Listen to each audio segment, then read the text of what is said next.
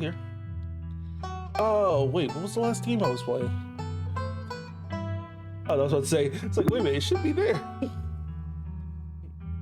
Alright, we're back. But yeah, today we're doing episode 4, which I am pretty excited for. Pretty excited for episode 4 after episode 3, after actually all the episodes we've been gone through. So, pretty excited for that. Let me just make sure. Got everything. That's good. That's good. That's all good. Everything sounds alright. Okay.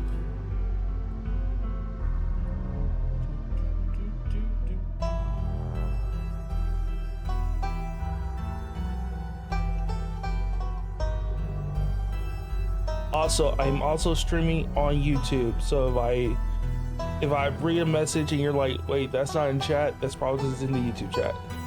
Just a heads up. Alright. Let's get started.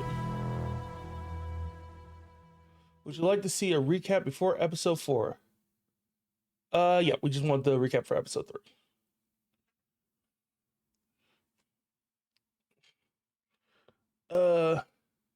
As you're ready to leave, Jane approaches from the far side of the kitchen, tapping the remains between you two, impatiently tapping her foot. Old dog, before you go, I heard about what happened last night. I heard about it before Miss Talbot mentioned it just now, and then I heard again. I just want to say I'm sorry. I am so sorry you got caught up and all that. I'll be praying for those poor kids. I can't imagine how scared they must be.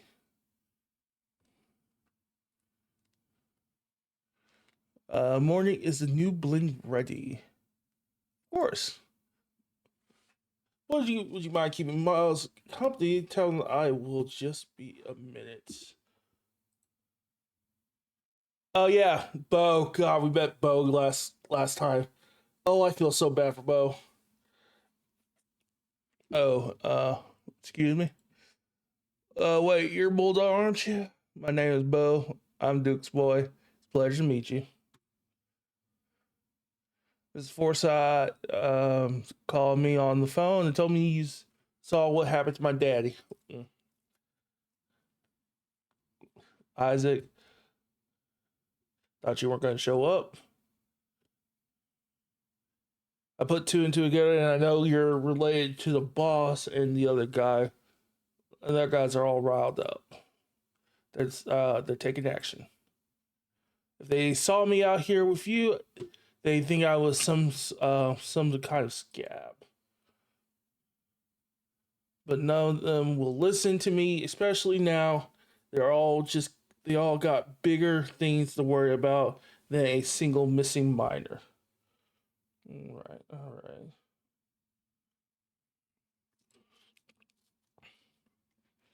I haven't forgotten about him though. Anything you want to know, just ask. My queen. All I want to do right now is just drive out of here and take you with me. Maybe tomorrow. We met the mayor, that's right. Yep, he's a dog. We met the mayor. Oh, that was interesting. You tell this dog is the mayor from his little sash and his fancy top hat. There's a real air about him, almost as if he knows the position of authority he has been elected to.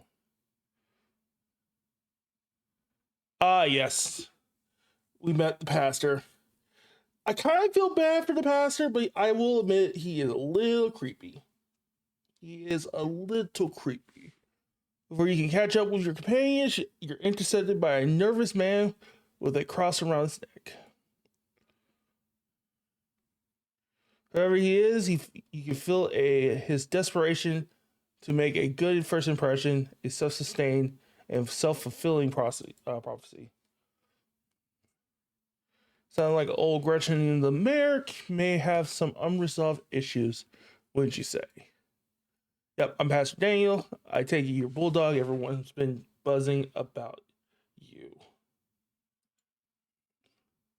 I'm sorry about your aunt, but I'm sure she's in a better place now. If you ever want to discuss your beliefs, my door is always open. Yep.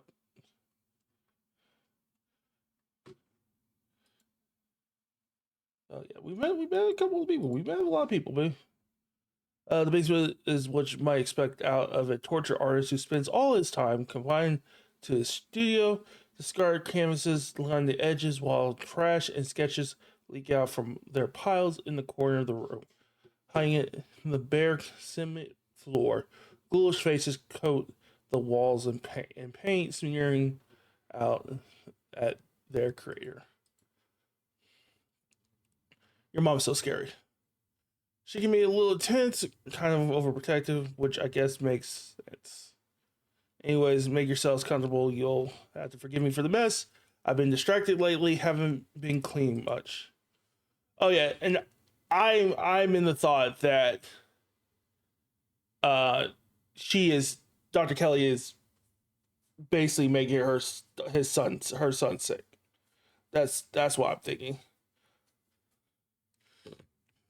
I'm thinking like something happened, whatever happened to their father is basically making sure that her son doesn't leave. So she's making him sick so he won't leave.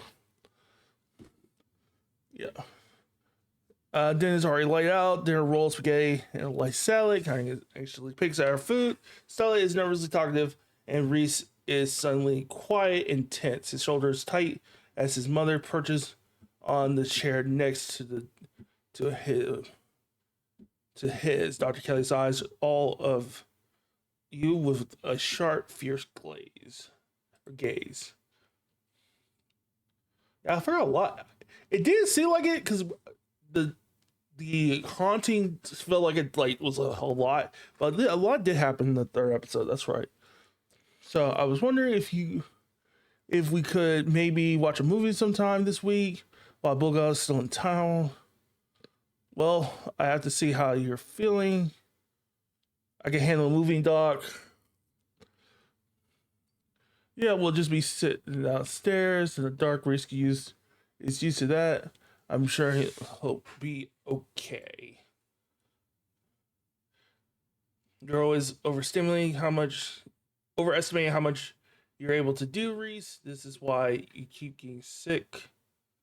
If I get sick, so what? It's not like that's ever going to change.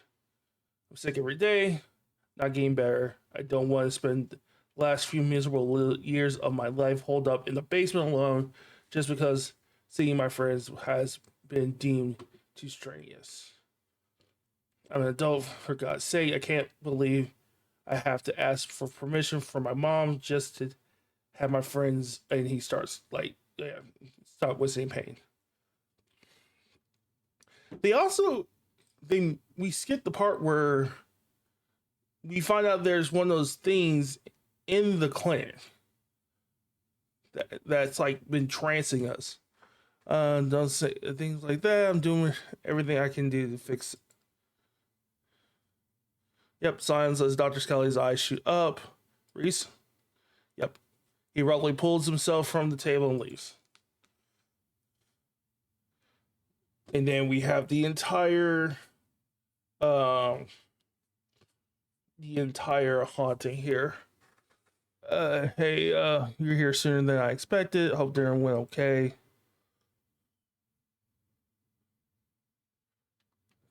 That's a door. Yep. And then we invited Tabitha, which I think was a good idea here. I think we needed to.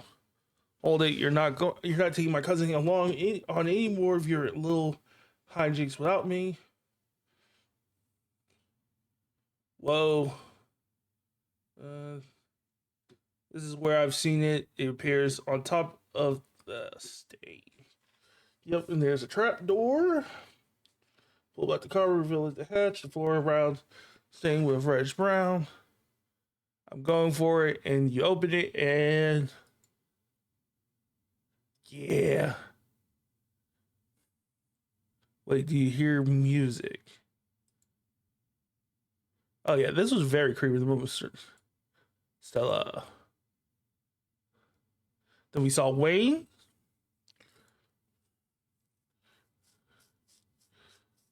I would have found you sooner, but the resident clearly does not want me here. I was about to say, well, there's something wrong with the sound. No, it's just quiet on this for some reason. Doesn't seem to have the same issues with really phone. Miserable little parasites. Bonfires always manage to slip through the cracks, don't they? Then we have the trial itself. The sins of the father are to be laid upon the children. One must forfeit. It doesn't matter which. Bullshit. You Tabitha, come to in the basement. A mound of packed dirt in front of you. Your friends are nowhere to be seen, though Sylvia remains standing in the stairwell as if she's been patiently waiting for you to get up. The spirit is gone, you two are back, and both of you are whole. I have to admit, this is quite an unexpected outcome. Excellent work, Bulldog. Yep, and then I think Stella is just like out of it right now. So I'm so sorry, Bulldog. I don't think I can talk right now. I'll call you. Okay. Sure, is nothing wrong. Before I go, places a hand on your arm, holding you for a moment. I'm sure you have questions after everything you saw tonight, but let's not get into it here. I think everyone could use a rest and relaxation right now, yourself included. If you swing by the tea room sometime tomorrow, say early afternoon, we have a little chat. I'll see you then, Bulldog. And you don't even notice yourself entering in the guest room and falling into bed, so you're just there, buried under your family's musty covers.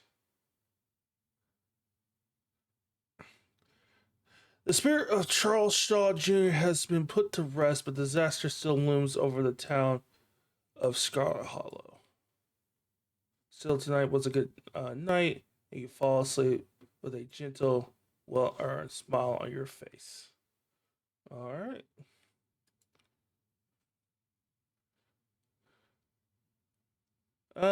Still, night was a good night. Fall asleep. We're gonna wake up. You open your eyes to it. It's a new day. Last night seemed so far away, you almost pretend that the horrors you witnessed in the annex were nothing but a nightmare chased away by the harsh morning light. An involuntary shudder runs down your spine, but your thoughts are interrupted by the buzz of your phone on the nightstand. Oh, okay. Hope you made it home okay. Haven't heard from Stella since last night. How about you? Check your messages. There's nothing from Stella.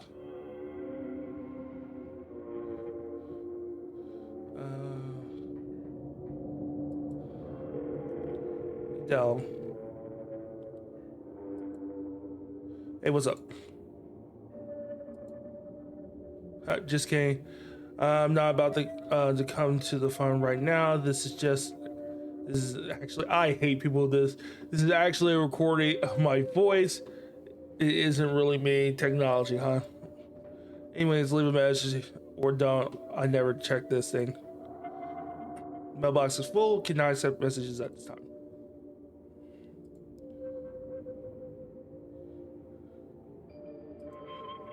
Hey, got word after you ran off last night. Text me as soon as you get the chance.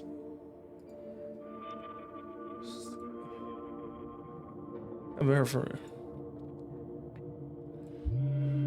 That's not good. I think we should try looking for her. Let's meet up in town.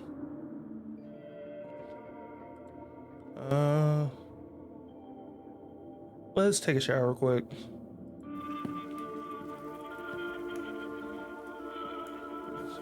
Shower. feels good to wash away the crime from of last night's haunting, but eventually you'll have to leave this place and come for the rest of the day. In the meantime, you are.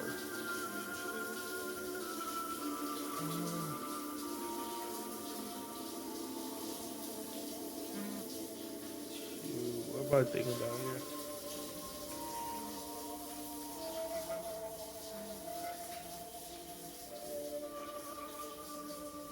Honestly, I think we're thinking about the afterlife. You think about the afterlife is undeniably real at this point, and what you've seen is terrifying.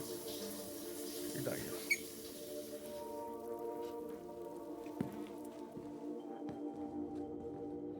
Head downstairs. You find her in the kitchen, her shoulders hunched in a tight ball of anxiety. They're striking this week of all weeks, as if I didn't have enough on my plate already. Cousin is backed into a corner. The Myers aren't just striking, they're putting on a strong front than she anticipated. But if history is anything to go off of here, it almost doesn't matter how strong the strike seems. This is Tavil's battle to lose. There isn't a union in Scarlet Hollow, which means a proper strike isn't even legal. Your cousin can do pretty much anything she wants. She can fire everyone and wait them out for an instant, or pick and choose her targets.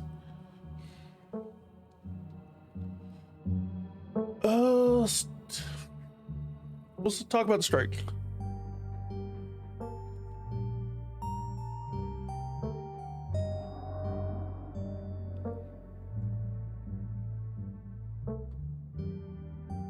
Do you know what the strikers even? Yeah. Do you know what the strikers even want? I haven't seen a list of demands. I'm sure it's just the usual. I promise you that if any one of them were in my shoes for a month, they'd be singing a different tune.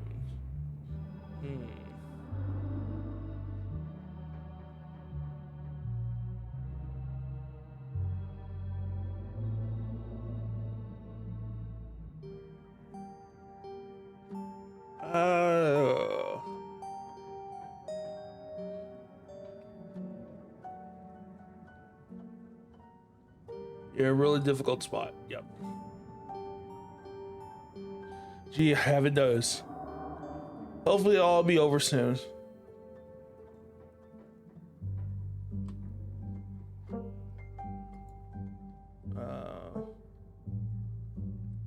About last night.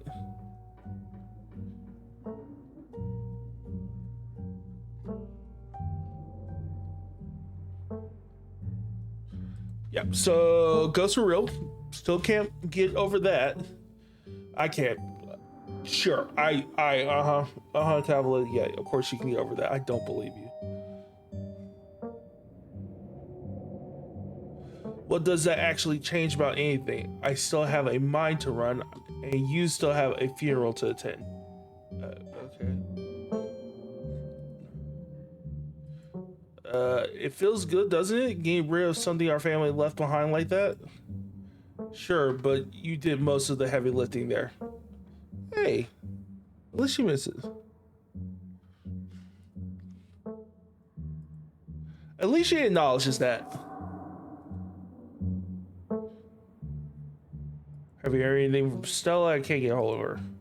No, but that's not exactly noteworthy. I'm sure she's just processing what happened last night. We weren't the only ones who were traumatized. That's true. But Tabitha pretending something isn't bothering her? Where would you get that? I know. Where would I get that idea? She seems like she's got everything handled, right? Everything's under control. Nothing's bothering her.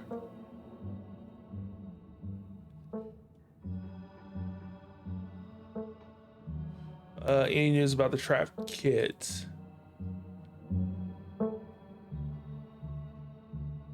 We have a confirmation at least one voice down there, and the boys have been digging around the clock. I don't think it'll be long before we can all we all can put all this unpleasantness behind us. Okay, so they have one voice. That's not good. You should probably get going, right? Yeah.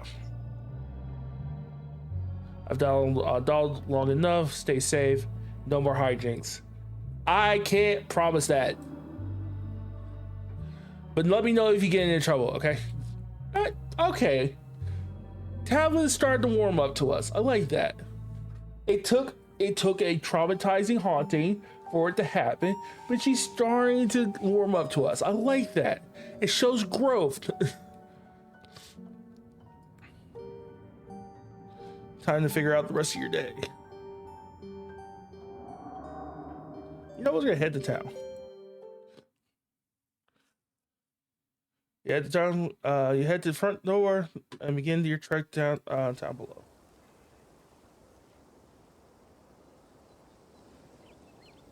The sun shines down through the thick layer of clouds, illuminating the path, and the water in a watery gray light. You can't help but to feel countless eyes watching you from the tree line. A feeling that reminds you of your time in the woods with Stella. Ditchling shouldn't be out in the middle of the day, though. They're getting bolder. Ooh, that's actually not good.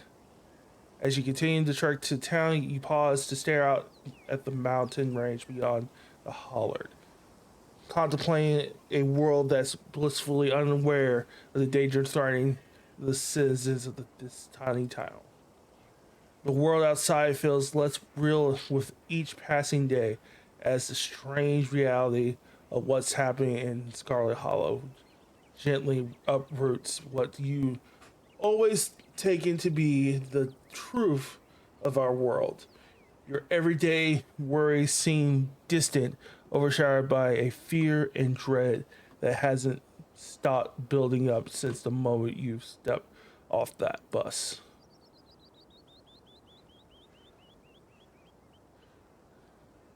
Isn't long until your journey from the estate is over, and you once again find yourself on the main street of Scarlet Hollow.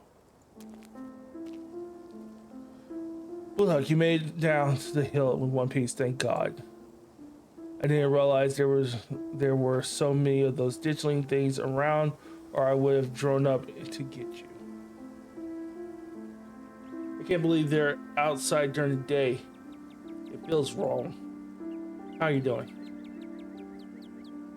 I'm flirting. We're flirting.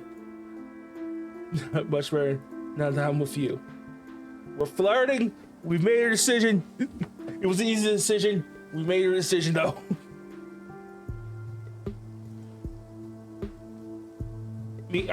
Oh my God. Bulldog, you're too much.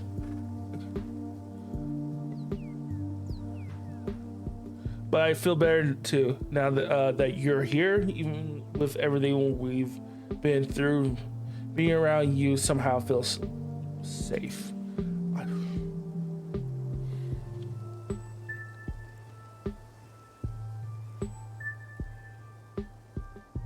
So how are you mentally? That's a great question. My concept of how the world works is being shattered a little more each day, so that's cool. Every day I feel more and more like I need to get out of this town before it swallows me whole, but also keep feeling like there's too many reasons to stay. Like right now I can't leave until I know Stella is okay. With her folks gone, the only people she has are her friends. And as her bestie, I can't just let her go running off into the woods to get eaten by a Bigfoot. And my mom is just so chill right now, it's driving me nuts.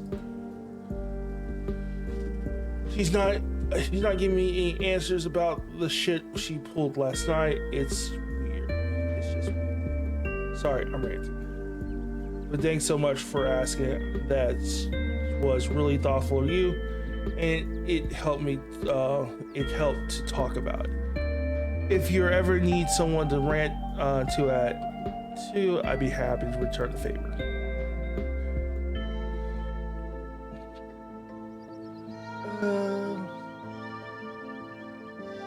Let's see. I'm supposed to see your mom at some point today. Maybe she'll finally shed some light on things. I'm not sure what she's planning to tell you right today that she couldn't have told me all of us last night. Maybe she's going to read your fortune.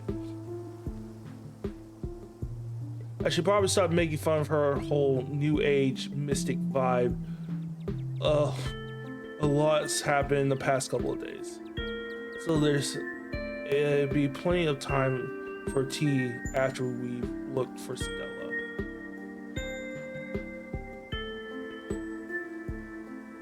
Honestly, I think we should just get started.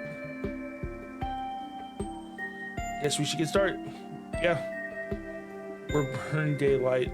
Where do you go first? Let's go to their house. Yeah, we should go to their house. Let's go to Stella's house. Definitely, I probably should have done that before getting to you. You got all the way down here. But to be honest, I was scared of wandering off by myself, just in case I ran into any other horrors from beyond the veil. It'd be great if this turns out to be nothing and she's just asleep in her bed. I hope she is asleep, but I'm not sure. Let's get started with the ritual. Yes, the ritual will start soon. Also, how you doing, Dr. Basie?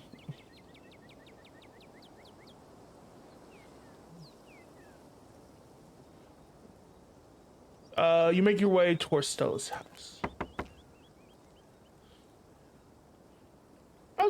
I'm doing all right. Today's been a pretty chill day, but I'm doing all right. I did a lot of cleaning of my kitchen today, because I had to wash dishes because my dishwasher doesn't work, which is always great.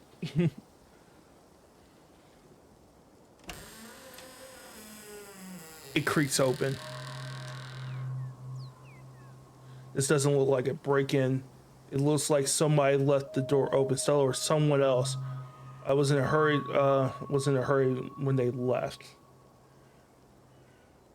They said the solenoid has burned up or melted, so the water won't drain from it. Which means there is a thing of water just in my dishwasher. I'm waiting for them to remove. Which they haven't yet, which is not good because flies will start coming out, breathing from it, and I'm like, I need you to get that water out. So I had to wash a lot of dishes by hand, which is fine.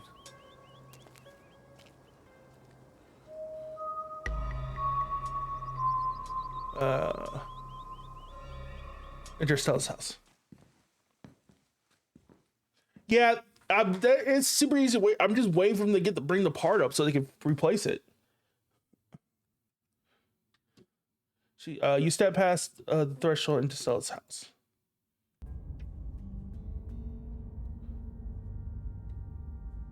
Where it happened, Stella, it doesn't look like it happened here. Okay, nothing usual so far.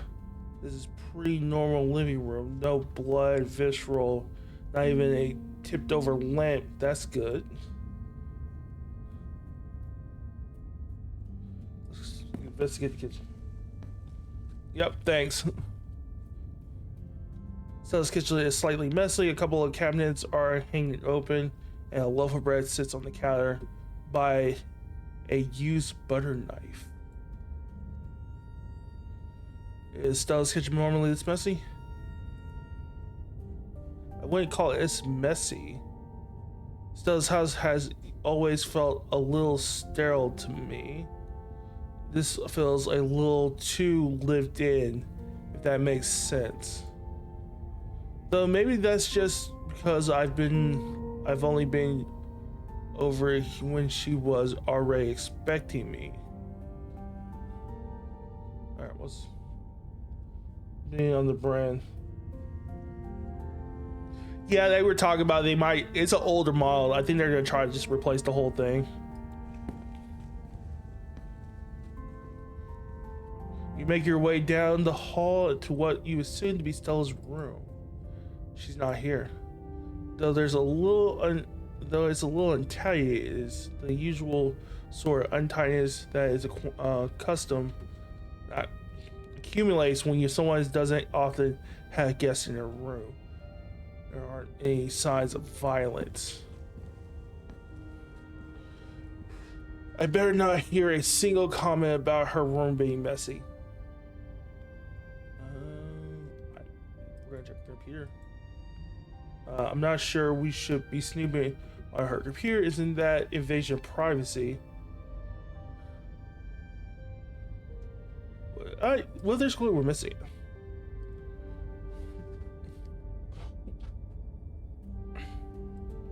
Sure, snoop away, but I'm not going to take part of this. I'll just be over here staying in the corner of the room, not looking over your shoulder. You're gonna be looking over your shoulder. Let me know if you find anything.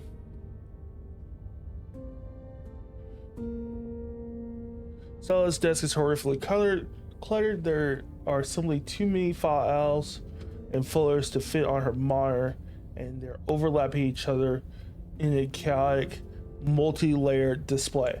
That is my work computer, basically. When I only have one monitor, that is my work computer. Don't know what I expect to see here, but it definitely wasn't this. How does she even get anything done? Shit through the chaos. You spend plenty of time with computers and are more than capable of shifting through the chaos and messy desktop. One folder catches your eye: boring tax stuff. You're no fool. You've seen this folder before. You have this folder in your own computer. Yeah. Boring tax stuff never contains boring tax stuff. That's so true. For that matter, it never contains anything related to taxes, and it contains, and its contexts are never boring. We're gonna open the folder. You open the folder, and you're surprised to find it contains a carefully mapped out diagram of Scarlet Hollow's mines. It includes holes in the fence and areas with low visibility. There's also a handful of old photos of Stella and Tabitha together as teenagers. Tabitha wearing a uncharacteristic grin, an authentic, joyful smile. And Stella's eyes are somewhat brighter and less tired. Both of them seem to be living a happier time. Huh. Check her tabs. It'll take you all day to count the number of open tabs Stella has in browsers. Some numerous are her tabs, so that you can't see a single icon. A sea of rounded, featureless triangles. Goddamn. From the Windows edge of the Windows edge. His most recent open title is posted on Uncle Carl's Bigfoot Farm, a forum for cryptozoology enthusiasts.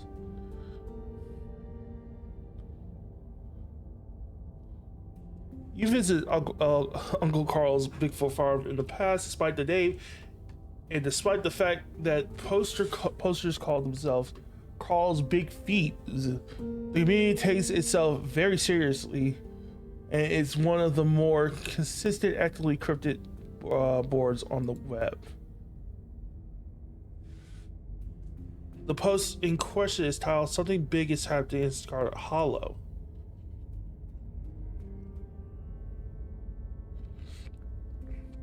Hey everyone, Was out chasing a skunk ape sighting the other day, and I found these weird little guys. My friend's mom said they're something called ditchlings, but I've never heard of them before. Anyone having good leads?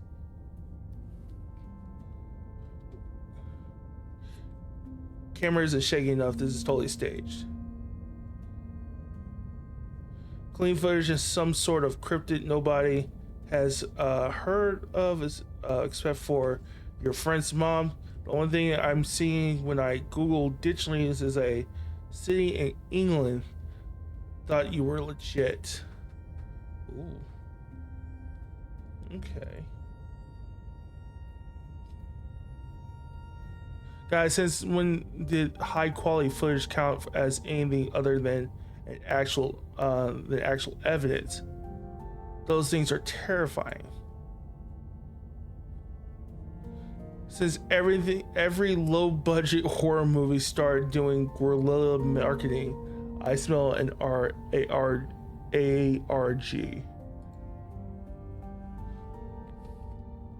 I'm serious. I've got a ton of extra footage. Look at what what they've done. Oh fuck. Let me start over. I got a ton of extra footage. Look at what I've been doing what they've been doing to animals in town. They are pretty sure, apparently some sort of bad omen, like Mothman. Is Mothman a bad omen? Is Mothman a bad omen? I've never heard of Mothman being a bad omen. Okay, I'm listening. I love me a Mothman. I believe you.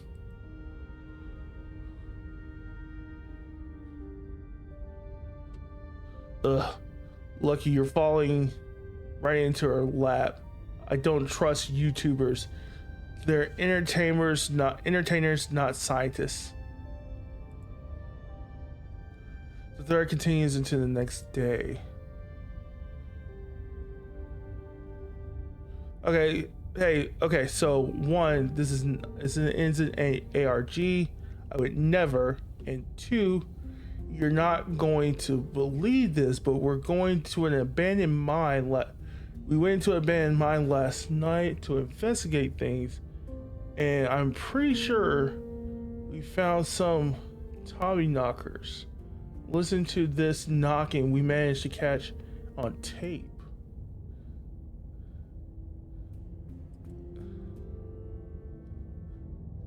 Just because you put the word real in your file name doesn't mean they're real. 2 supernatural events on back-to-back nights. This is so fake. I can't believe I bought into that river runner type. You're so full of it. YouTubers are always going to sell out to big indie horror. This is kidnapped by aliens all over again. Also, the white things, and now loud popping noises. This is definitely an ARG. Did you sell out to Pillsbury? Stop cyberbullying her, or I'm going to call the mobs. Look, this thread and giving everyone, locking this thread and giving everyone a 7-day ban. No cyberbullying, no self promo. The thread ends. Check your history.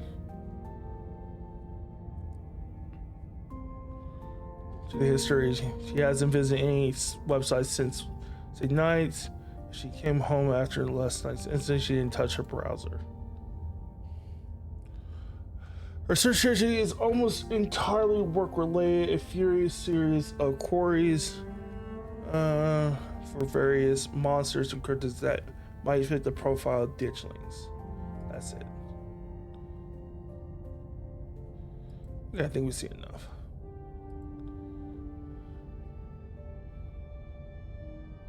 Hacker Man. I love that.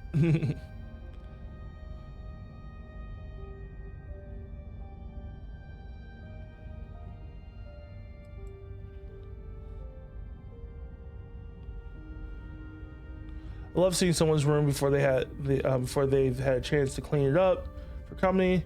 It's a neat little snapshot, you know. Speak for yourself. If the roles were reversed and I was missing and you and Stella were poking around in my room unannounced, it'd be completely mortified.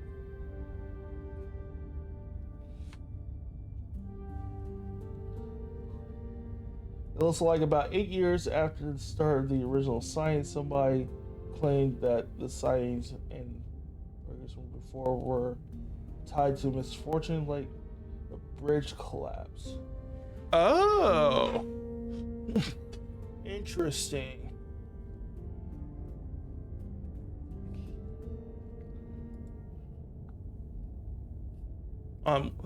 She still does those corkboard with string things. She loves putting the strings on there. I don't think they actually mean anything, but they're more as decoration anyway.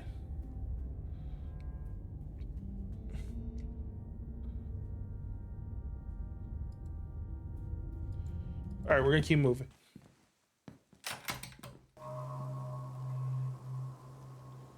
Okay, so she's not here, and we still have no idea where she is.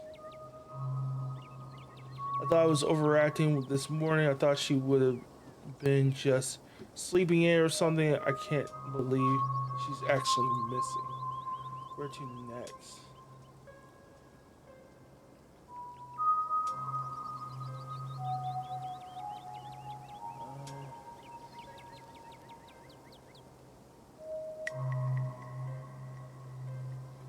Maybe you go to the mines. I think the mines are where we want to go. We should go to the mines.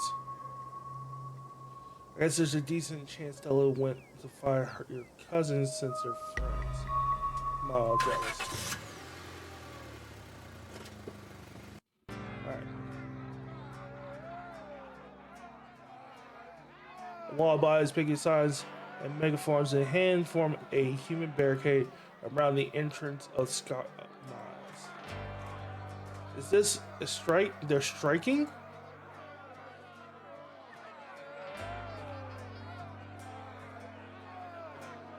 It's time to stop taking her word for us for granted.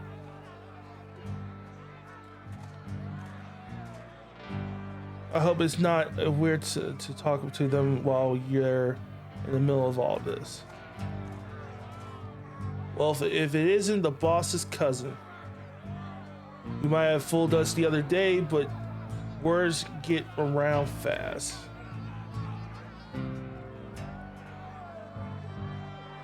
I'm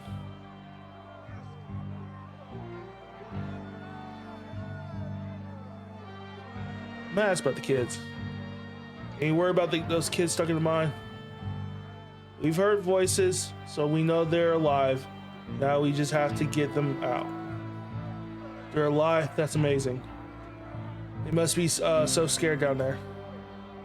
We got a team working in shifts to reach them as fast as we can. We may be striking, but that just means we're not. Making the boss any money. Not that we won't do everything we can for those kids who need us.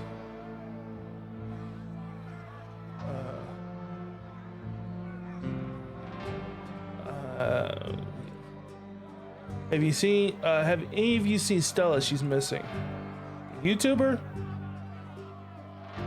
She's the one on all the banned from property posters, right? You haven't seen her, and we've been out here all day, so we know she come by. We'll make sure to keep an eye out.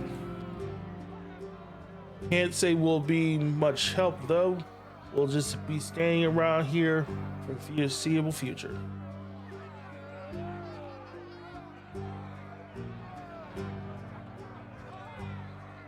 I need to talk to Tabitha. So you're saying you want to cross the picket line?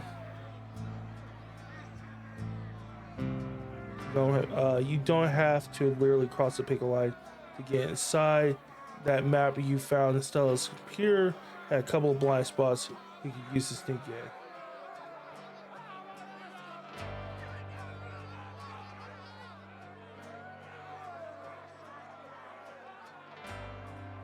We're gonna sneak in.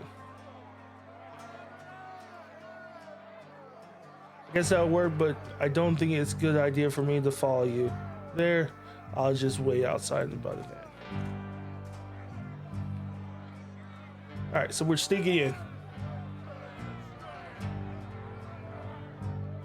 The dig site is busy. Massive drills bore into the earth as parents and residents intensely wait for any sign of progress. You're some relative of Talbot's Scarlet, aren't you? Tell her to come out here now. Oh, okay.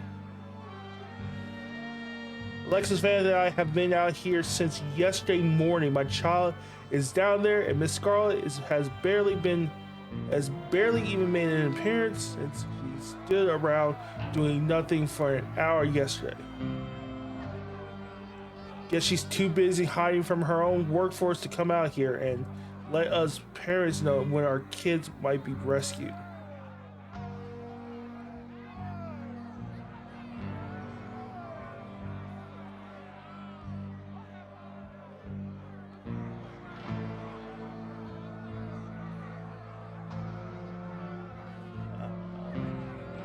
Sorry for what happened for your kids. Being sorry doesn't change the fact that my Rebecca is trapped underground with no food or water, and we're all just standing up here waiting to see if Miss Tabitha spares us the 2 minutes it would take to let us know what's going on. I'm telling you, Nancy and the fellas on the rig are giving us updates as they come in. There's nothing Miss Scarlet could tell us that they don't already know. I know you want to give her what for, but that's not going to change what's going on up here. Even my own husband is too scared of this woman to stand up for our family.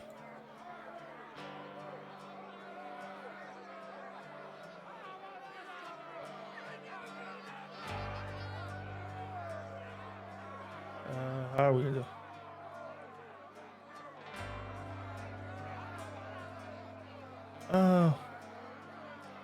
I'm sure. I'm trying to think. What do I say here? We'll do that.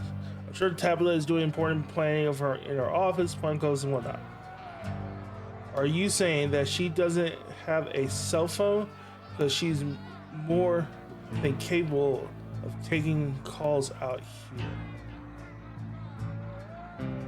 What's that, Nancy? I couldn't hear what you just said over here. The drilling. I said that Taylor has a cell phone and she's more than capable of taking calls out here. Oh, okay. She's just hiding in her office because she doesn't want to own up to what happened on her property. She's just afraid to face the consequences of her actions. When you find tell her I expect to see her immediately. Cool.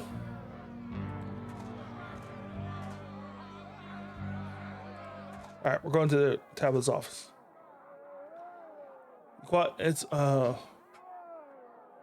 quite a day, empty beyond the ruckus at the front office. The trailer that serves as Tabitha's office looms above you on the hill. You walk up on the Tabitha's trailer and knock on the door. Wait for a moment. No response.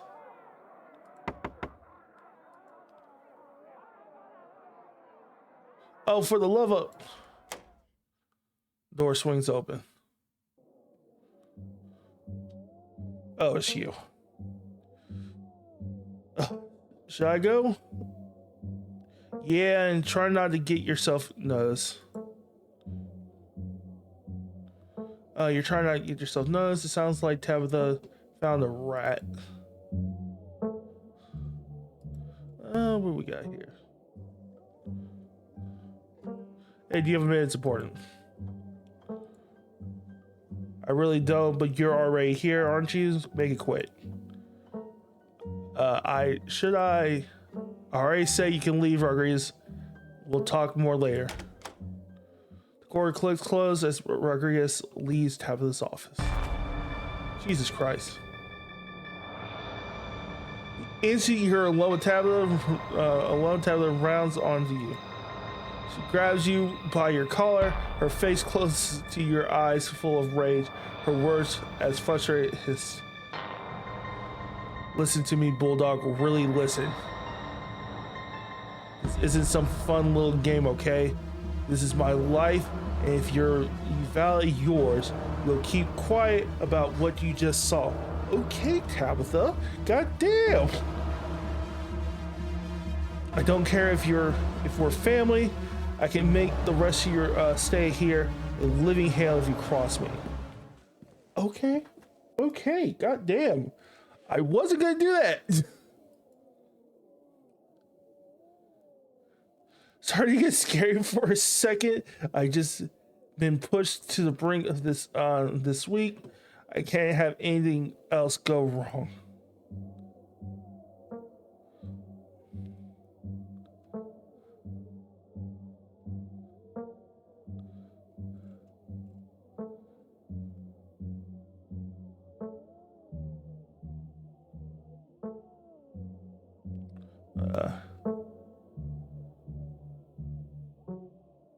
No, we're chill. I get it. Oh, you mean that because if you don't, I just know that I always follow through on my promise. What do you mean follow through your promises, Tabitha? Tabitha, what do you mean by that? What did you come up here to talk about anyway? Just decide you wanted to bother me on the worst possible day to be bothered?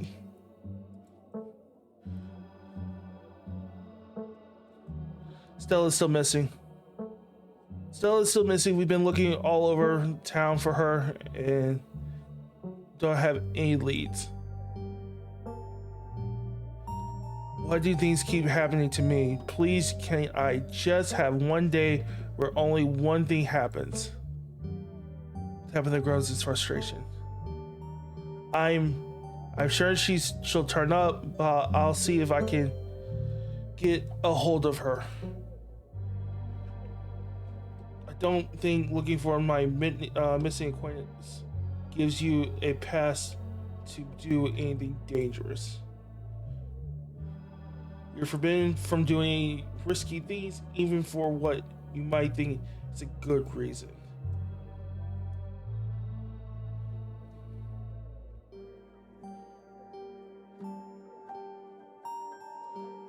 Look, I know I don't have the best track record here, but believe me, the last thing I want to do right now is more trouble.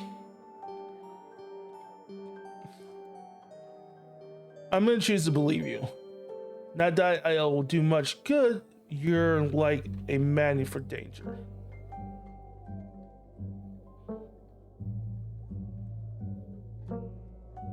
Becca's mom is expecting you to make an appearance.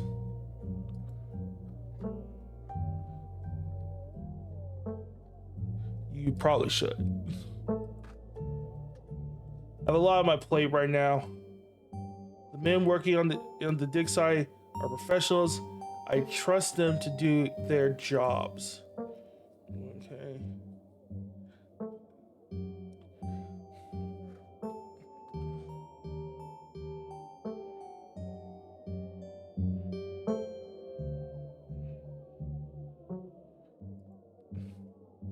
Also, I wanted to see how you were doing with the strike, your mom, everything. Let's really talk.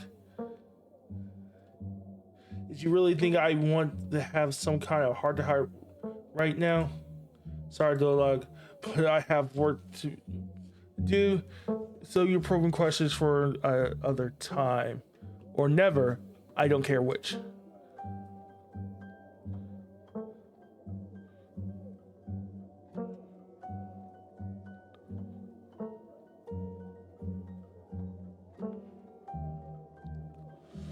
wanted to have a conversation with you on my own terms instead of one you dragged me into.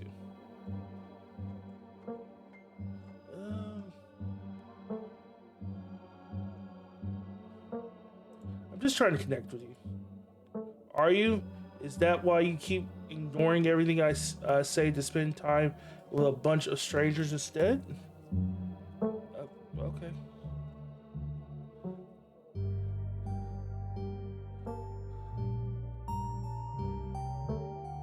That's all. Bye. Stay safe. You leave the office door. The door slams behind you.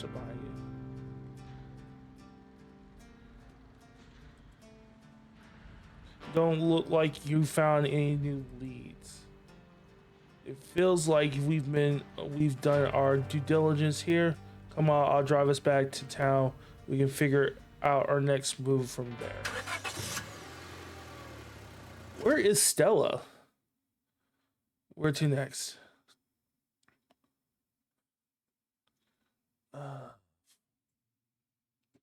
Let's check the diner. Good idea. Folks tend to congregate there. Maybe we'll run into someone who's seen Stella.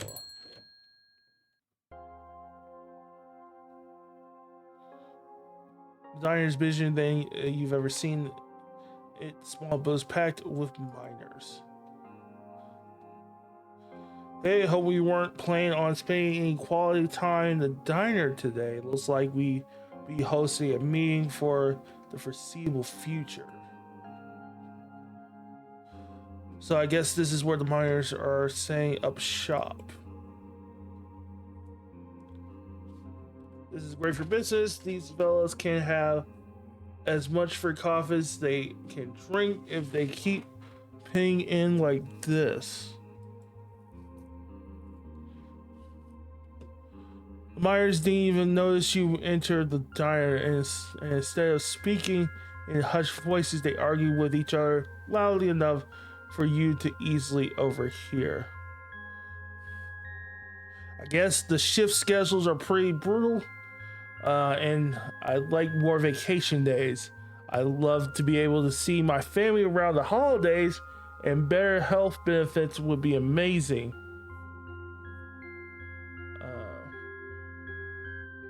But what? But what if she decides to fire all of us?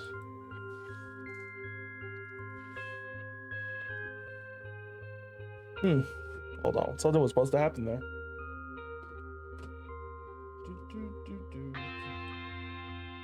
One second, chat.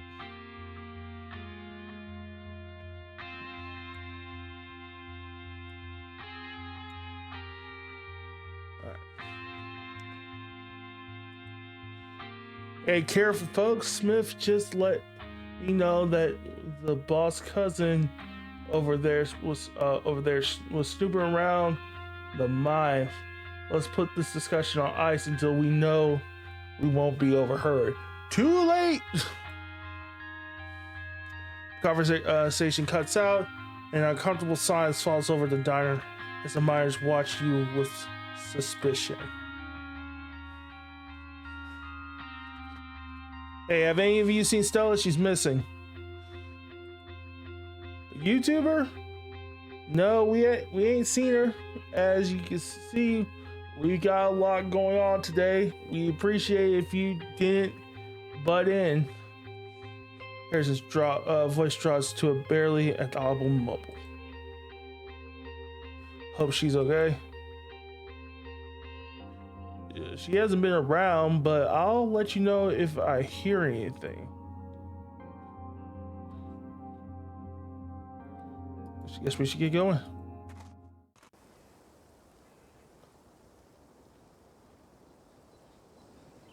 Still no sign of Stella.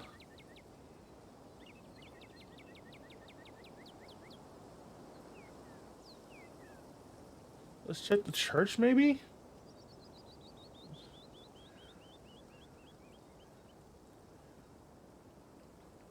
She seemed really shaken up. It's unlikely. I don't know if she'll be there. I just want to know.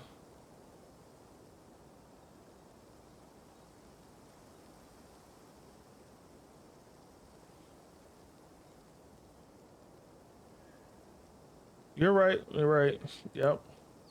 Certain things have happened. Let's make a quick hit, though. I don't want him trying to rope me into some church event. Leads you way, taking you up the gradual slope towards the church. All right, where's the weirdo? Oh, that was weird. My mind. 3 visitors at once on a Thursday? This is unprecedented. Thank you for the hydrate. True horror in rural North Carolina. This is based in the Appalachian Mountains. And the Appalachian Mountains, you're not supposed to go out there, really. Also, this is sugar-free Coke. Need the caffeine today.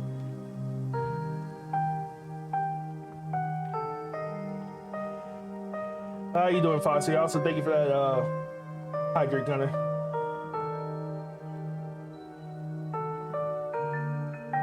So the other side of from where, yes, the other side of North Carolina.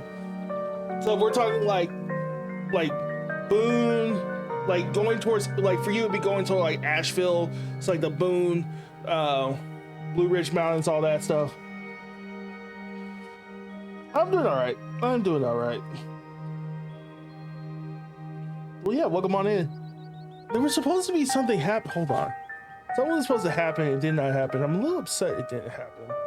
Let me do something real quick.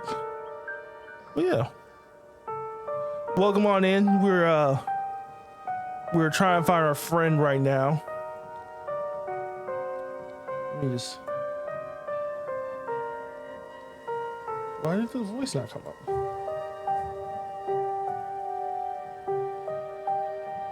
Interesting. That did not come out.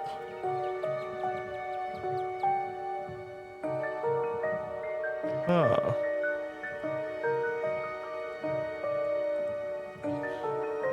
Guess we have to use that one?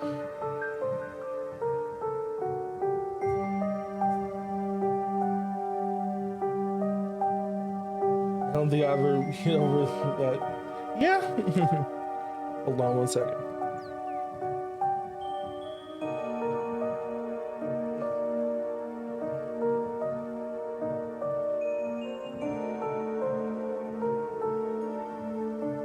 But the lady, hold on. Why did that not pop up?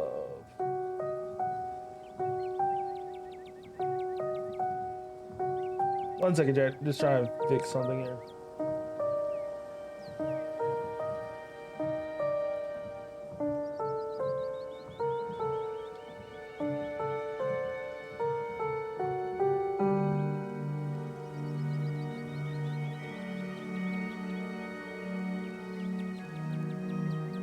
Let's try it here. Let me try one more time. Nope, it's not working.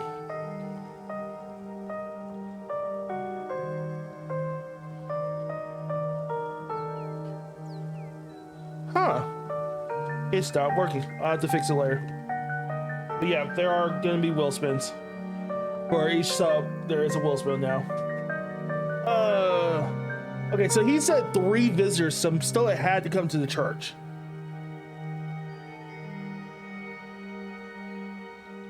But there's only 2 of us. Oh no, were we followed by additionally, or were we followed by Wayne? Oh. Sup, old people? God damn it. Insane. Sup, old people? It's just saying, what are you doing here? All the glimpses of death I've had the past 2 days have forced me into the midst of an existential crisis, my dudes. I feel you, Zane. I truly feel you. Wanted to see if faith held any answers for me. Zane's basically the main, yes, he is. Basically, he is the main character at this point.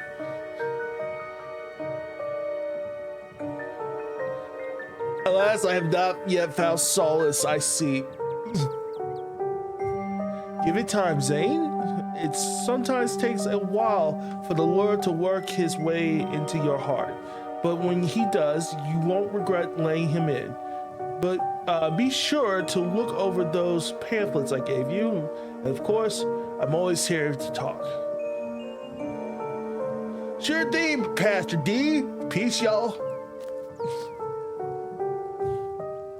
Anyways, we were looking for Stella. She wandered off last night and no one's seen her since.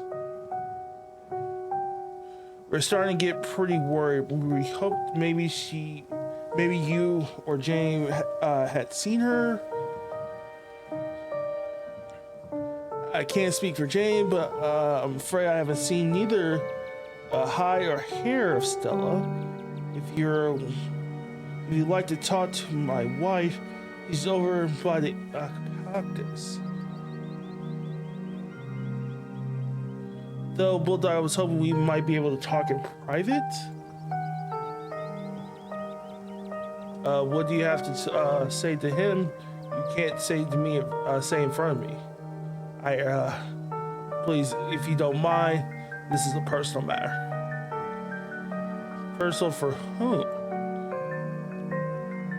I'd rather folks not pry into this, you know, how rumors get started.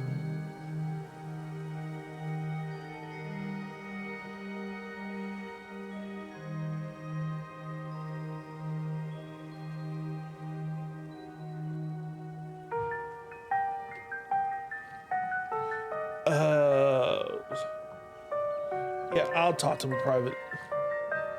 I'll talk to him. If you're sure. I guess I'll leave you to it while I check in with Jenny. I'll be alright over there by the fence. That's conveniently in your line of sight, okay?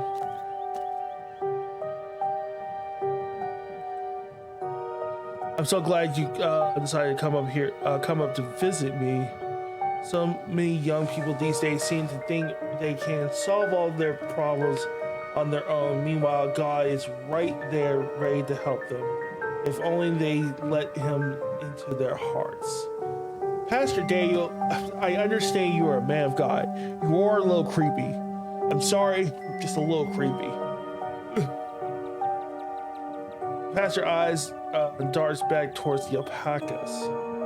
Okay. Whoa, what's the shift there? Okay, good, she's gone. You're new in town. What kind of impression did I make on you? Am I creepy?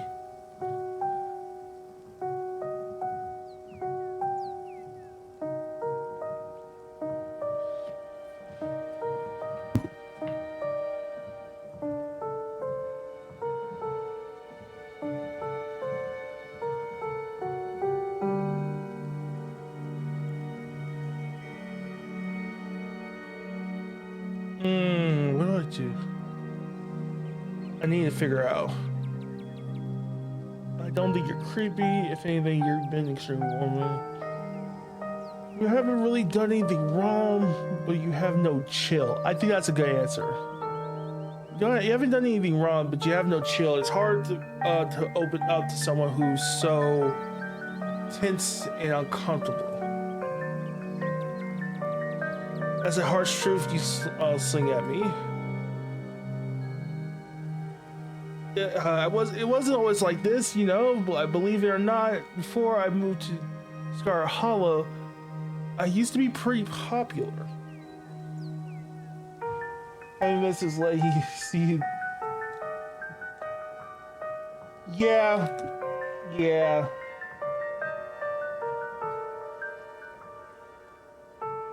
The piano's not helping.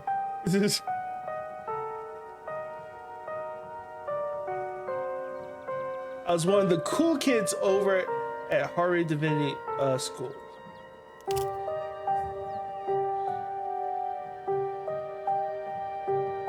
He's interrupted by the sound of a snapping twig and a high-pitched giggle, partly muffled by The underbrush on the edge at the property.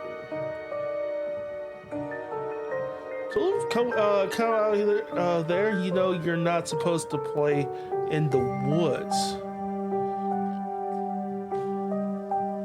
So glances back into the woods, quiet as she hesitates.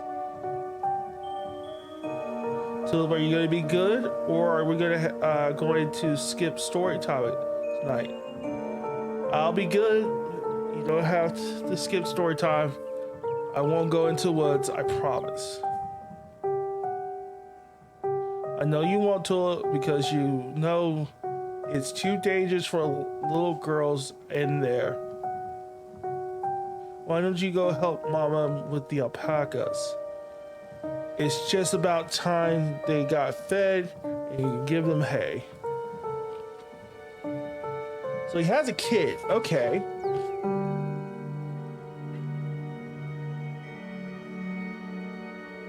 Sorry I had to have a firm parenting moment just then.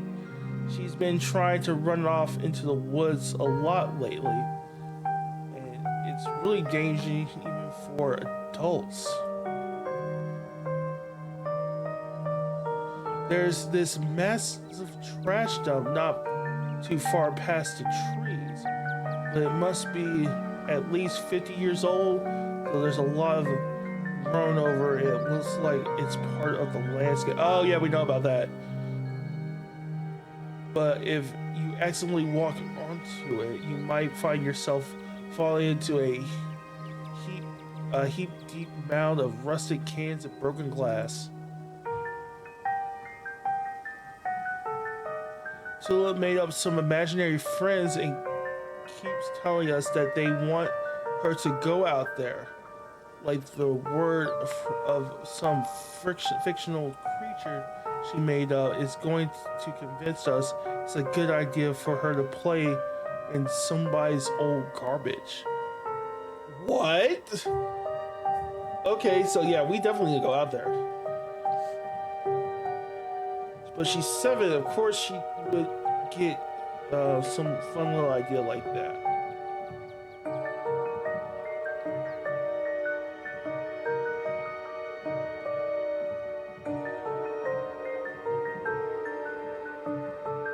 I'd love to get the community to rally around a big cleanup, but it's about time somebody got rid of all that junk.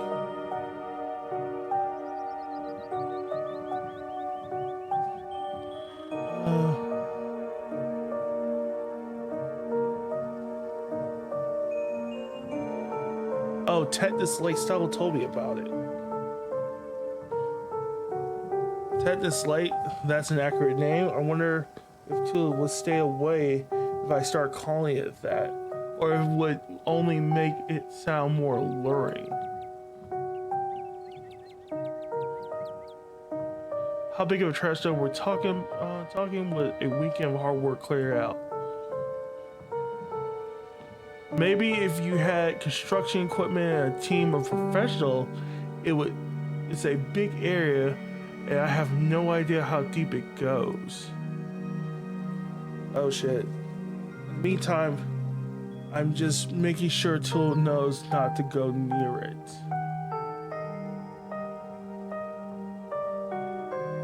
What's that you say? What's that you were saying about imaginary friends? Oh, she's been talking about these friends of her lately. Little stories about creatures that live in the church. I'm sure she saw some animals in there and decided it was her friend. It's nothing to be over concerned about except the trash heap situation. This man is lying to you. In fact, he's been lying since the moment he mentioned these imaginary friends. Oh, he knows what they are. Oh, he knows what they are. Whatever his daughter has been talking to is real and he knows it.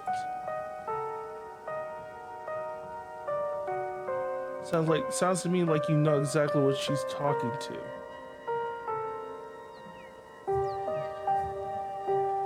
Daniel's eyes go wide just for a second. I don't. He does. He obviously does. He hunches his shoulders, his voice suddenly quiet. There's our rats in the church. There I said, it's embarrassing, but she saw someone at some point, and she can hear them scurrying around the walls, and she decided they're her little friends. I don't think they're rats.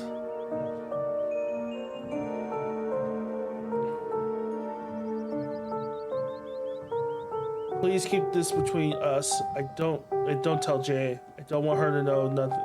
No, knowing the church is such a rough shape.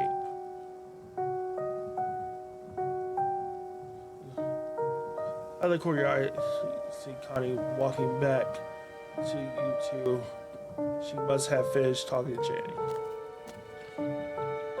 Jay says she hasn't seen Stella either, so we better get going. I hope your talk with Pastor went well. Yes, we had a great conversation. I appreciate all you stopping by, even if it wasn't under the best circumstances. I'll let you all be on your way. And I hope Stella turns up soon.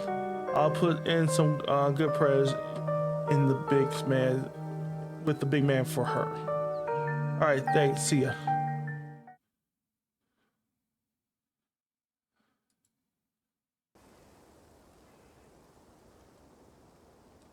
Okay, now we've got some distance between us and the church. What do you want to talk about?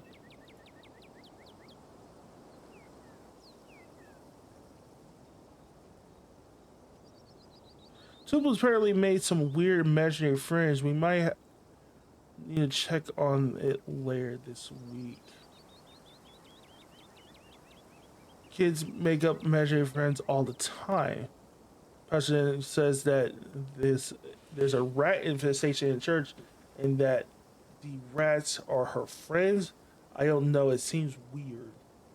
Okay, as much as I hate to going back there, I guess it's a loose lead if we don't have anything else to investigate once we found Stella and pauses. Once we've checked out the clinic, then maybe we can look around the church. Let's not get too distracted until we find Stella, though. Where to next?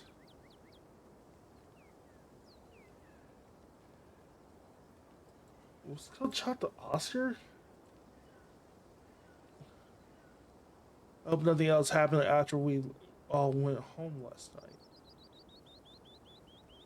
They're so brave for sleeping in the house after everything that we went through. I'd rather sleep in the woods with the ditchlings than someplace that was that haunted.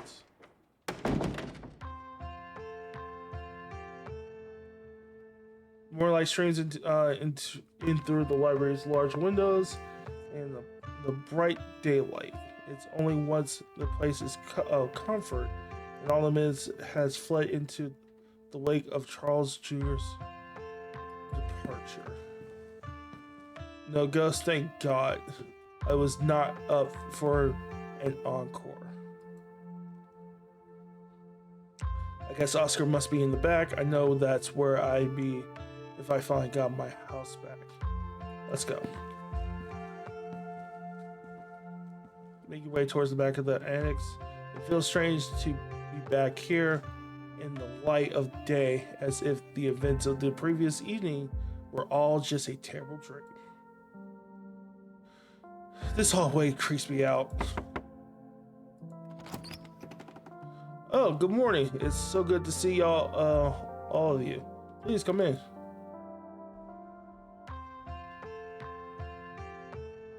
You have no idea how good it felt to sleep in our own house last night.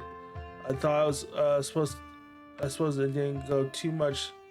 So yeah, I didn't do too much sleeping. I mostly sat and stared at the hatch all night. Nothing happened, but the idea that something could happen was more than enough to keep me wide awake. So what brings you here? Sal's been missing since last night. We're trying to figure out if anyone's seen her. She hasn't got in touch with me. She hasn't got in touch with any of you.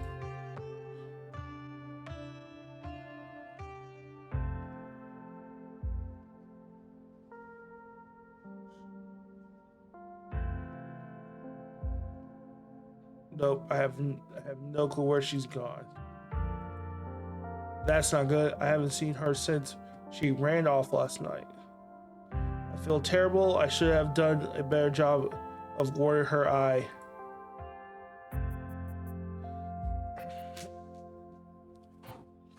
Stella's basically banging down your door trying to get evidence of ghosts. I don't think you're going to be able to stop her. There was no way you could have known how she would react when she found it. Now I'm really starting to worry. It sounds like no one in town has seen her. Sorry that I can't be more helpful, especially after everything that y'all have done for us. I know time is of the essence right now, but while you're here, I wanted to let you know that I've determined to do whatever I can to help investigate what's happening to our town.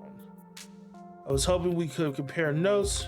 It might help me narrow down where I should start research. As far as I was aware, there was nothing paranormal in Scarlet before very recently. Now here we are, suddenly surrounded by weird little goblin creatures in the woods and plagued by angry ghosts. You think there was an enticing event, right? I do. That's my thought too. It was never like this in the holler before. Something must have happened that kicked off all this magic stuff. If there's a root cause of all of this, hopefully there's a way to put the genie back in its bottle. I'm gonna do my best to find out if there have been ever been any similar events and whether there's anything special about Scarlet Hollow that might explain what's going on. Well, we'll fill you in on what little we know, so you at least have some place to start.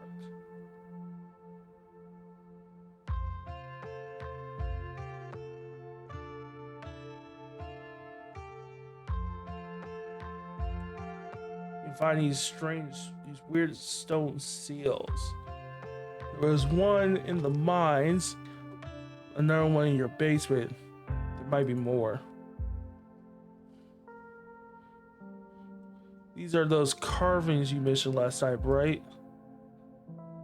So you think there was something like that under my house all this time, and to think someone must have put it there, but who? This gives me quite a few threads to follow. Thank you, Bulldog. Bulldog, didn't you say you felt something similar to the mine sill outside the clinic yesterday? Hope that doesn't mean something weird is about to happen there too. You know, I was thinking about filling the basement with cement and pretending it was never part of the house, but if we're all here, maybe we should go down there and ostracize. Take a closer look at that carving sill, whatever it is. It's been bad enough going into a haunted house and an abandoned coal mine at night, but there's something that feels so much worse about going down there in the middle of the day.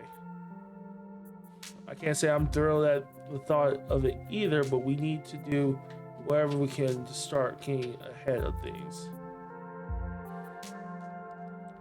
I really don't think it's a good idea.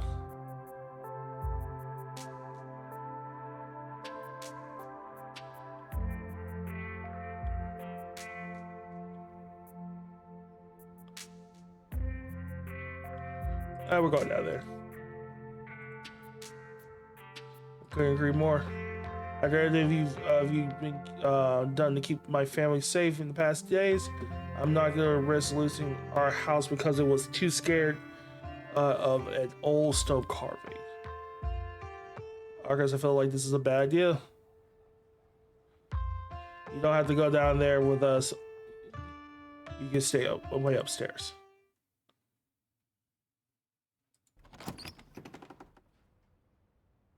Oh, hi everyone. What's going? What are you doing in my room? I'm going back into the basement, Rosa. I find there's something down there that might help us figure out what's going on in town. It's probably best you better go to the library while we. No, wait. If you're going down there, I'm going too. Remember what you said last night. No more secrets. We're in this together. You're right, Rosa. You can come with us. No more secrets. Am I the only person in this town who doesn't have a death wish? Yes, you are. Just give us a moment to move all this stuff out of the way. Oscar moves is removing the furniture from the trapdoor. His broad shoulders making quick work of it. Before you and your companions know it, you find yourself transfixed on the trapdoor. Oscar snores the hatch with a menacing creak. Everyone's heart sinks a beat. But none of you are swept up into the Ghost Nightmare puppet show. The sun continues to shine, and the birds continue to sing outside Rosalina's window. See, nothing to worry about. The slight tremor in his voice tells you he mostly saying that to himself. Shall we? Yeah, I'll take it. I take it back. I'm just staying up here while y'all take a look down there. I don't like the vibes it's getting off from the pit. Alright, let's ascend again. You descend in the basement stairs, you find yourself in the same cold, unfinished place you were last night.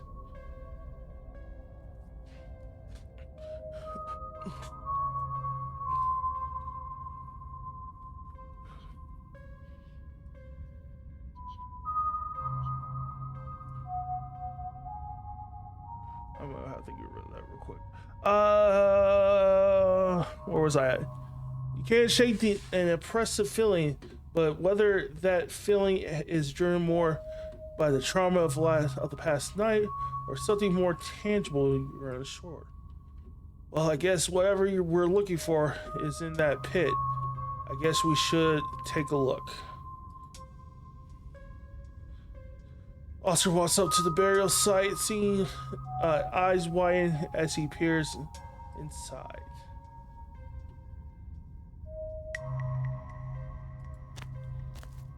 Yeah.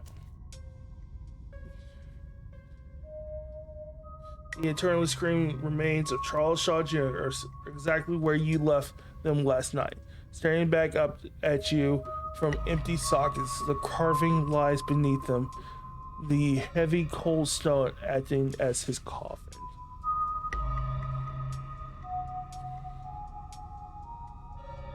Three dogs run an endless loop around the furious goat, all bound in a ring of flame. The style seems almost Greek, or maybe Greco-Roman. The weathered carving reminding you of something you might see in a temple.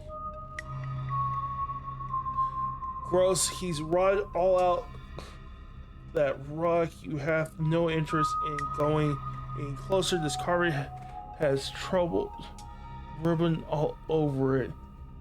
You know who knows what kind sees.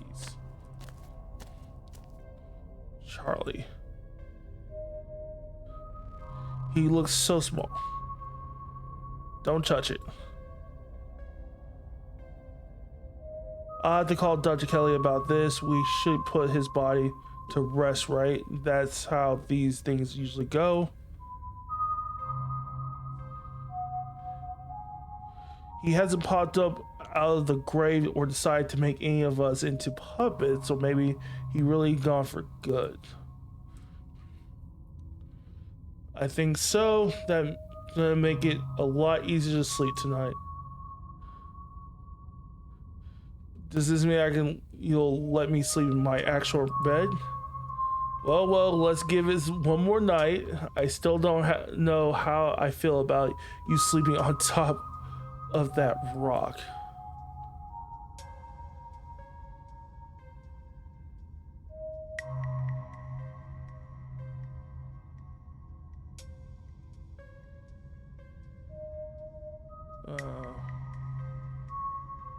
Yep, we've seen enough. It's time to go. Yeah, let's go back upstairs. Now that we know it's safe down here, I'll come back on my own time and do a more thorough examination.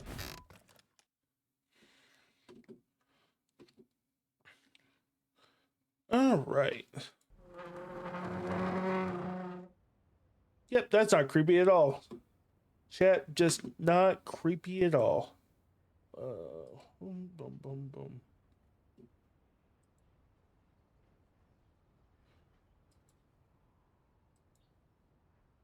All right.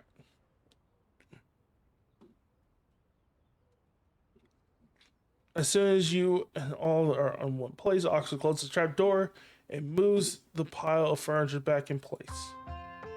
So, did y'all get possessed or cursed or anything? No, but we got to see a dead body. Do you want to see pictures of it?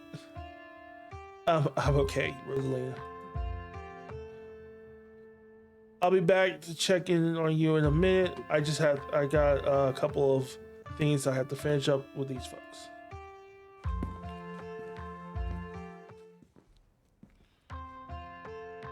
So I have more than enough to get started on my research now, but it's there.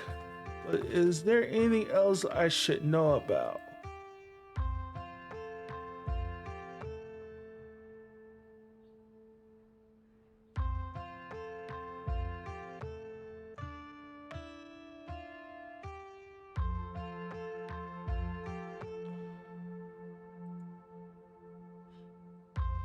Yeah, make sure Pixel stays inside or he might get grabbed by ditchlings.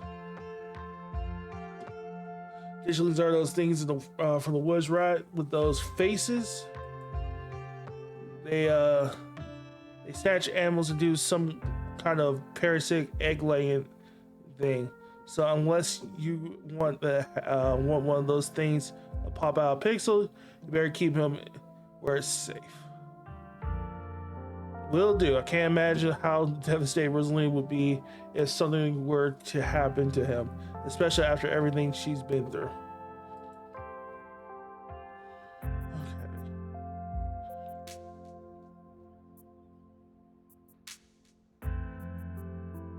Yep. Whatever we do next, I feel like we're missing a vital team member. We need to find Stella fast. I agree. We need her brazen energy if we're going to do anything serious sleuthing. Let us know what you find. So that's Oscar. Any other ideas? The other cops. Is that a terrible idea? I'm sure they wouldn't be much help, but we are dealing with this person. Yep. Hopefully they won't give us a hard time. They really been on your ass. That is true. They've really been on my ass. Hey, who it is? It's Duke. Oh shit. The police station is exactly what you would expect from a town the size of Scarlet Hollow. It smells strongly of coffee and faintly of aged furniture and paper. And the general tidiness speaks of the department that doesn't get much of anything done. But you're also not alone here. You enter to find a worried Bo standing between you and the other officer behind the desk.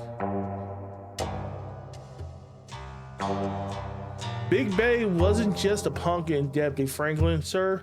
She was gonna be a prize winner.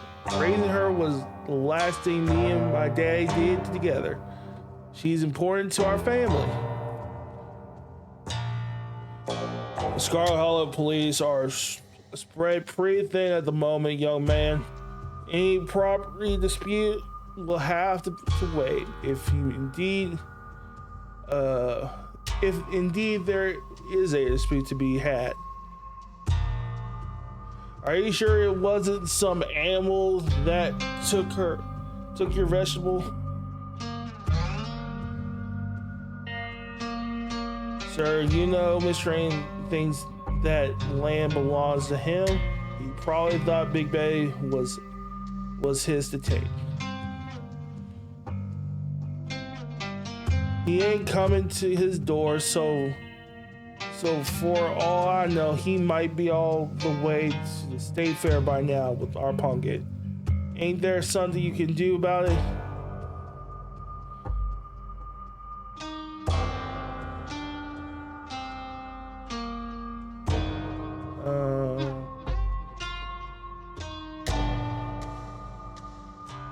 What's this all about, pumpkin?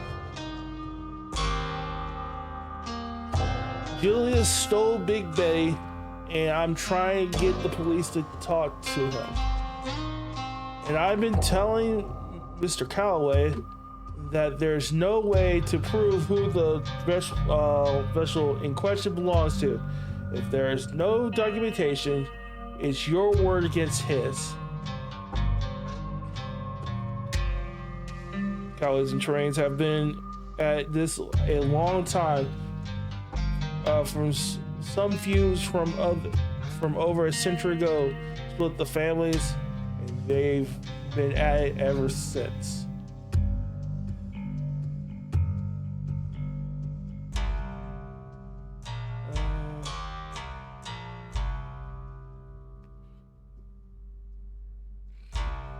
What do I say here?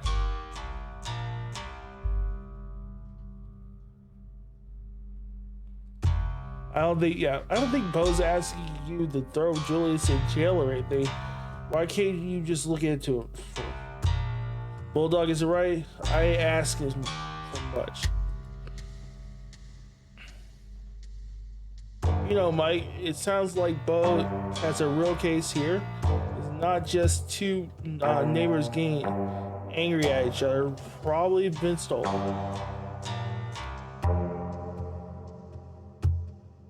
Oh yeah, absolutely no way to tell who yeah, exactly. There's no way to tell who's one-ton pumpkin that is. It could be anyone. 1 second, real quick.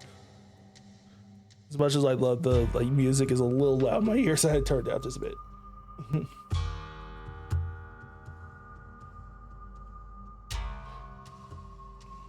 Can you get involved on his behalf just this once after everything he's been through? This isn't the first time there's been a theft between the Callaways and Terrains. We've heard all of it. We know exactly how it'll play out. Trust the police to do the policing, ma'am.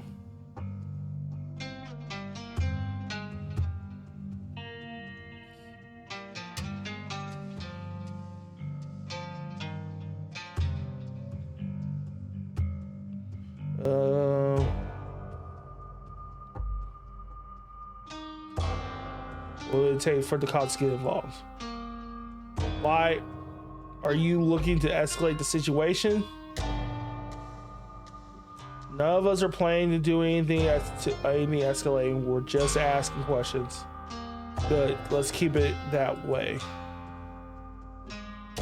I promise I won't do nothing bad, Mr. Deputy, sir. I think we're gonna remain silent here. Wait, before we go, we just wanted to let you know none of us have seen Stella since she ran off last night. We're pretty sure she's missing. A missing person? That sounds serious. I should have you file a report. Then Franklin makes his way back to his desk, pulling out a few forms before returning to the front and handing them to Connie. She ran off, Miss Richmond. Miss Richmond can't be in her own right mind going out there on her own after what happened with my daddy. Hope the police have better luck finding her than they did him. I'll be praying for her, and I'll make sure Mama does too.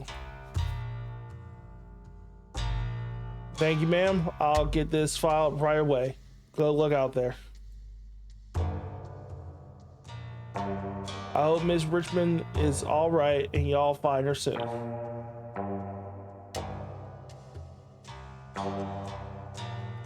I'll be on our way. Best keep your nose clean out there, Bulldog. Try to stay out of trouble. I have done nothing wrong. Well, at least we filed a report. Still, I guess finding Stella is going to be mostly up to us. What's next? Before you can say anything, you're interrupted by Connie's phone buzzing. Oh, guys, my mom called me. When is she going to learn to text? Give me a second. Hey, what's up? Still no sign of her. We're going to keep looking a while longer. I'm really feeling okay. I'm not. You're right. Now that you mentioned, I do feel kind of tired. I shouldn't push myself. I'll come home. She has a point. I'm not feeling well right now.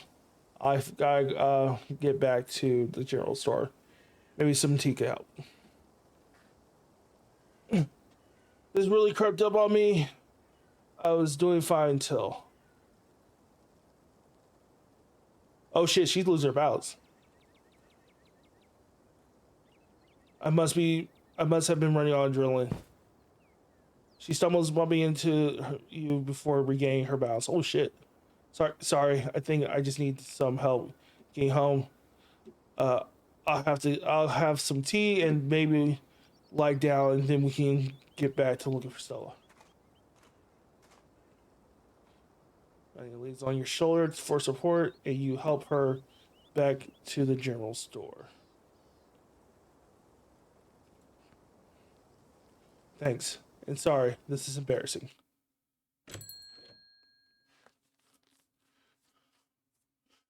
The bells of the general store chime, welcoming as you help bring her inside.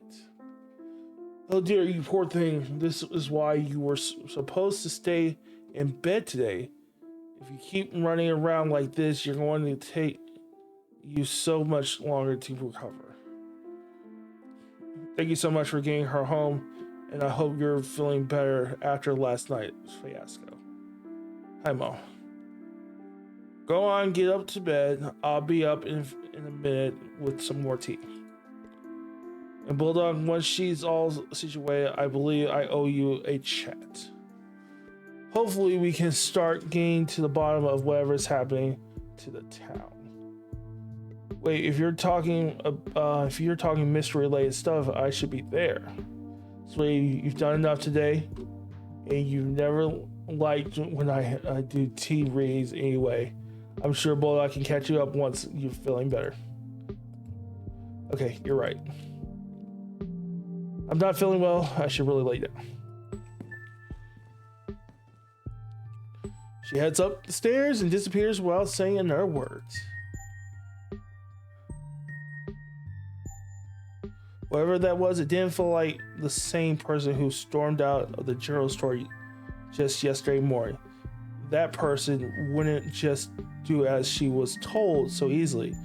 You couldn't help but notice an uncharacteristic firmness in Sybil's words, her Sybil's voice too. What the fuck? Maybe their relationship isn't so pleasant behind closed doors. Shall we? Sybil moves to the tea room.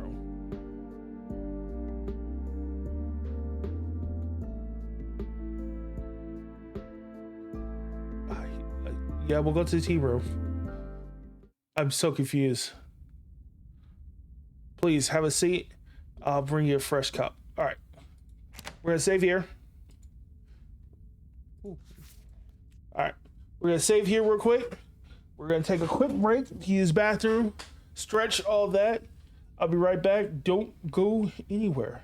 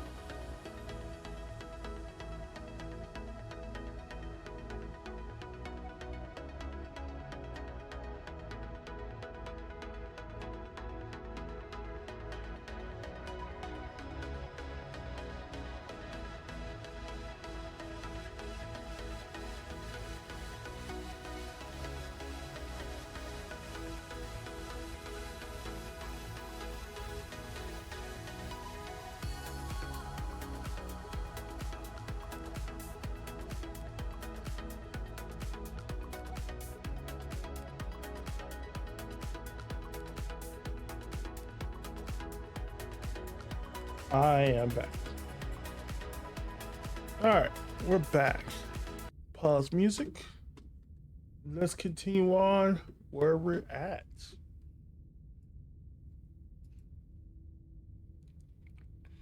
All right. You take a seat and he's at the small table at the edge of the room. It's dark here.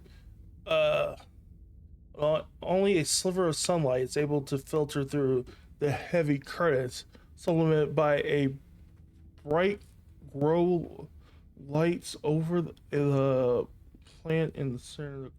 Plant in the corner. Okay. It's a castor bean, an incredibly toxic plant, and strange for a tea maker to keep around in her workspace. Is her mom making poison? Hold on. Is she making poison here? She joins you at the...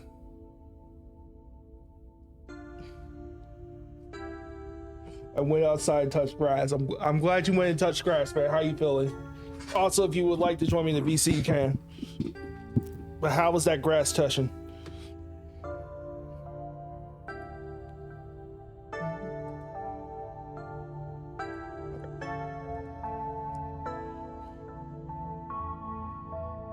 I'll be able to do a ring once you're done. Until then, how about we just chat? Okay. How you doing, J. Will? Grass touching decent. Grass touching? That's good. That's good. I'm glad the grass touching was decent. Yeah, on a 2-mile walk. Had fun. How you feeling, man? I know you were sick the last time I talked to you. Doing better? Functional. Functional? That's good. As long as you're functional. I'll say there you go, so you can breathe as long. Thank you.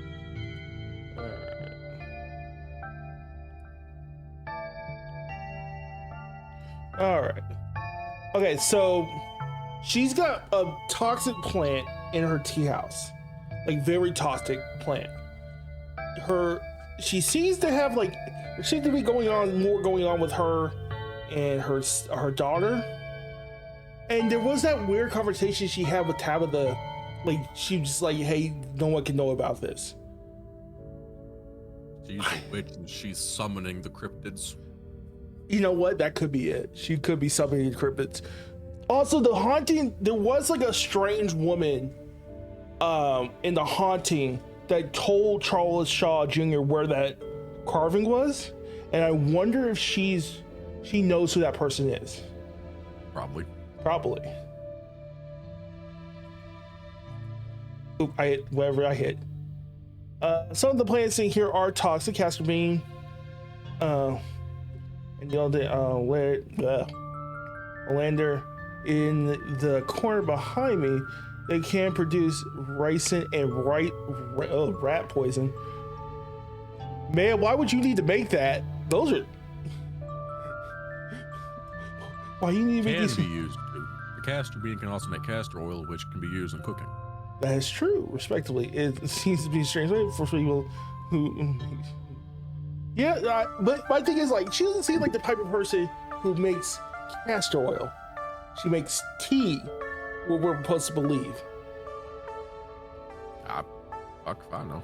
Yeah, okay.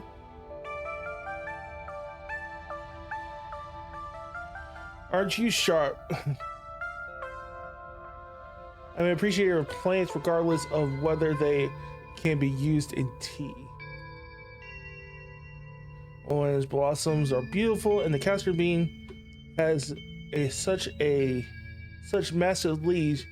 You have to admit, it makes for a impressive plant. Okay. They're both perfectly harmless, so as long as no one goes munching on them. I mean, that's fair. And I keep these separate from the carton on the back for just that reason, so no one confuses them for something edible. Okay. Yeah, we're gonna pretend to sip the tea. I don't trust her.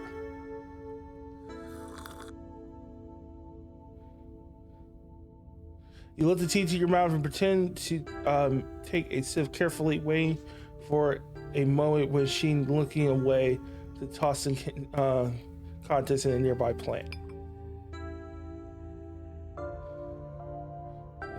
Okay.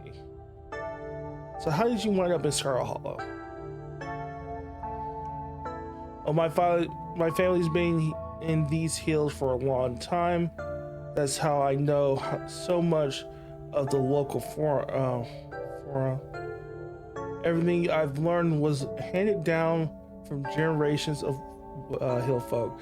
Okay, so she has to know the person. They have to be related somehow. There has always been a reliable doctor up here, especially not one most folks could afford. They have to figure out their own medicine. Interesting. And here's your opening.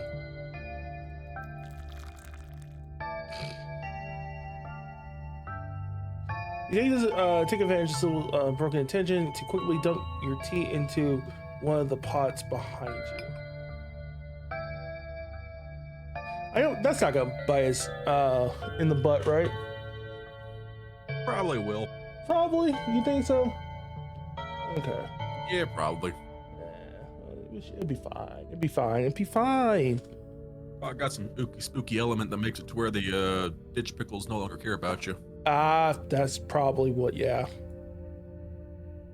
The other day you promised to tell me what it was. Unsavory tales of my mom's youth. I most certainly did, though I might have been exaggerating a bit for dramatic effect. I'm prone to do that. In a town this size, you get to know everybody no matter what the age difference might be. Vivian was a little younger than me, which means I always had a certain older sister instinct about her. Her family wasn't good to her. Berlin was a lot like your great grandmother. Oh, fuck. That was our grandmother. Oh, that person who killed Charles Shaw Jr. was our grandmother? Oh, no. Oh. Oh, no. Oh, fuck. I have no idea who these people are, so it's just okay. Oh, so yeah, I don't think you weren't here for the last episode, right? No, so, I was actually trying to die. Yeah.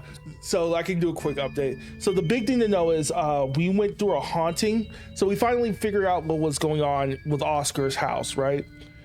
Okay. We went through a haunting, and through the haunting, we were going through this tale of what actually happened to Charles Shaw in the mine. And it turns out it wasn't Charles Shaw's fault. It was actually the Scarlet's fault. But we also find out that Charles Shaw's son, Charles Shaw Jr., fell in love with our great grandmother, and when he told his father, "I'll go back to prove our name," this mysterious old woman said, "Here's a map to what you're looking for that will prove everything." When he finds the thing and goes like, and then Erwin comes up and goes like, "Hey, I found it. I can prove her name. We can fall in love. We can be happy together." She kills Charles Shaw Jr. Hell yeah. And we have to be like, "Hey, we understand you're mad and you want justice, not revenge. Let us prove that you were right, and please, like, go on in peace." And so Charles Jr.'s ghost has been put to rest, right? But we found out, like, oh yeah, one of the Scarlets killed them, and we now find out that was our great grandmother who killed them. Damn. Which is to say, she was not a very kind woman, similar to Tala, but with more social grace and or hatred for her fellow man. But your mother wasn't a freaking violet either. What? She was just as stubborn as any other Scarlet, so her family choosing her as their punching bag made her into quite the rebel. That makes sense. Okay.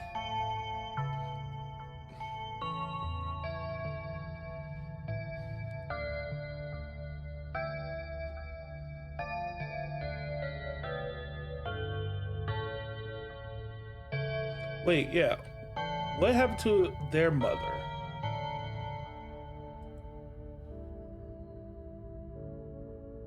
Their entry into this world was violent. I'm afraid their mother was young, too young to be pregnant, especially with. Oh fuck, they were twins? She didn't survive the labor. I mean, popcorn for this. Okay. What do you know about my grandmother?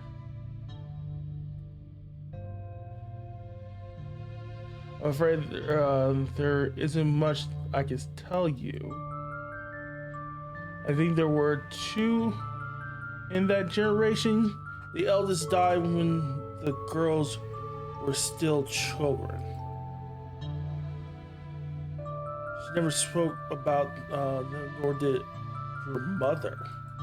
Okay.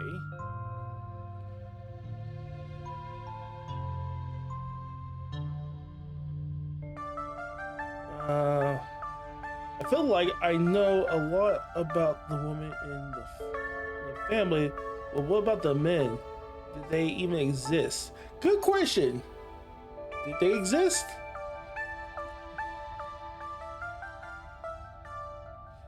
I suppose they just haven't been very noteworthy since everyone took over the mine. Oh, she took. Okay. Her husband died a long time ago, and to be quite honest, I can't even recall his name. Might have been Stewart or something. Just forgivable. Okay, that's not. From what Vivian said, her father was some teenage fling that ended once your grandmother found out she was pregnant. That's sad. I'm fairly certain it was similar for Vivian, though. She was much older, and I believe she was the one who ended it with skipping town and all. Interesting. What happened when my mom found out she was pregnant? She came to me for advice. She was distraught. It was like she'd been handed a death sentence. Maybe it was the fear from what had happened to her own mother. Maybe it was something else. Interesting. But she seemed convinced she was in danger.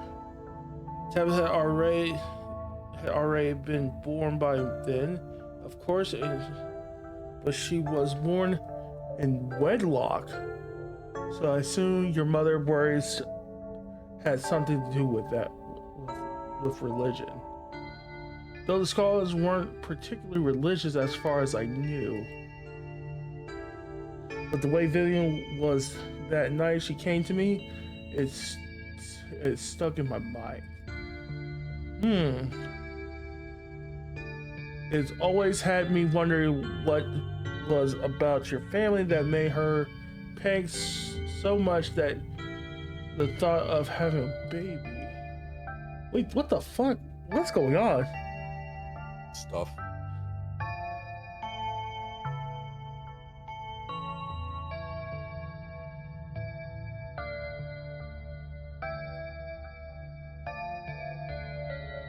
What's with all the mystery and ritual? If you have something to tell me, just come out and say it. I need your tea leaves first. I have pieces of a puzzle, but the tea leaves should help give me the full picture. Oh, all the good. I'm glad you found the tea towel well enough to drink. It should do some good. It's one of my more medicinal blends. Now on to business. She takes a cup from you, staring thoroughly down at the sludge. Oh dear, this doesn't bode well. You got just about every warning that can fit in the bottom of a cup. Cross, kettle, hourglass. What the fuck? All these mean death, misery, difficulty, and the hourglass ties it all together with a definite urgency. So all I'm hearing is you just need to say, screw the family, peel out. So, yeah, it sounds like you're screwed. It does sound like I'm screwed, right? I'm about to be like, hey, my queen, my goddess, let's take your van, let's just leave, let's just go, let's just leave this town. That's the way to do it. There ain't nothing there for you need to do. Yeah. It's fair to assume that this all has to do with whatever has brought the ditchlings. Something is coming, and whether any of us can stop it, I'm not sure. But we may, at the very least, be able to figure out what it is. And there's a central figure here, a cat, an enemy lurking in plain sight.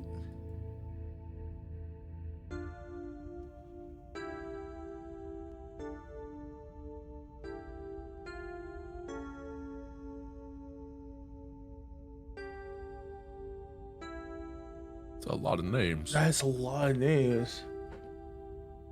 Cat could be Wayne, because Wayne's chasing us. Yeah, the cat could be Wayne.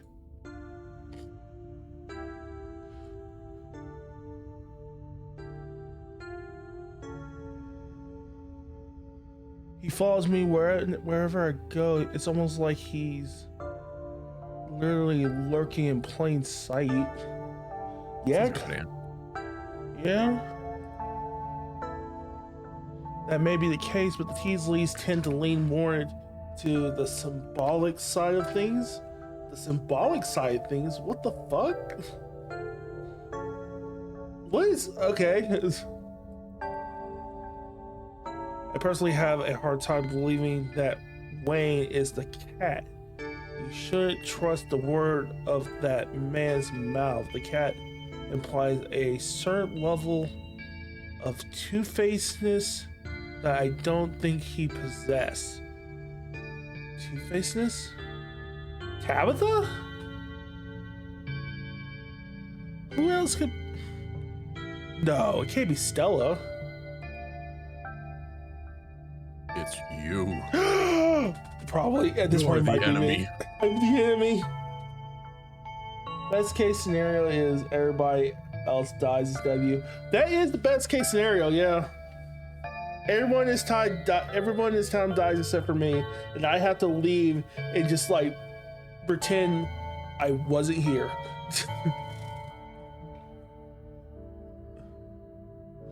You don't have to figure out the answers right away.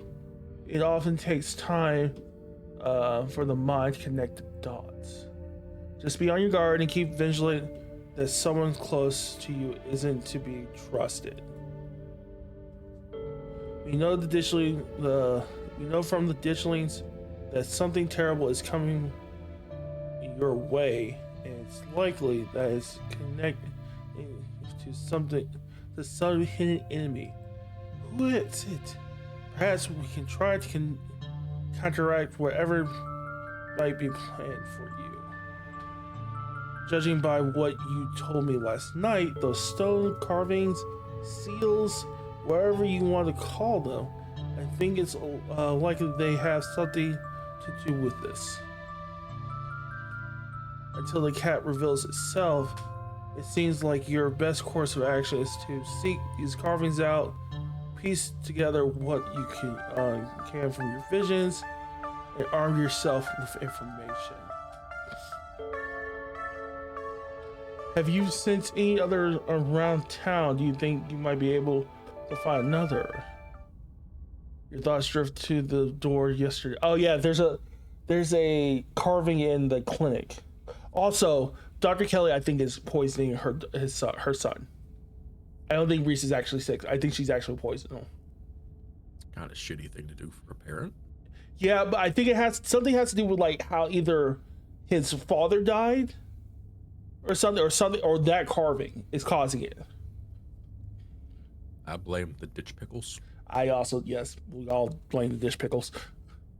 Your thoughts drift to that door yesterday, the one that seemed to draw you in, urging you deeper into the clinic.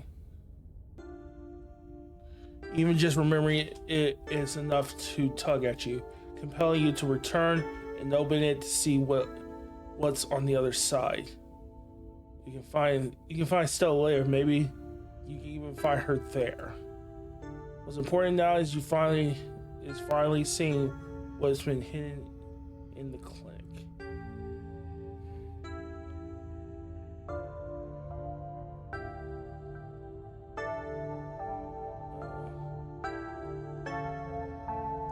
I think I found another one in the clinic. That's good.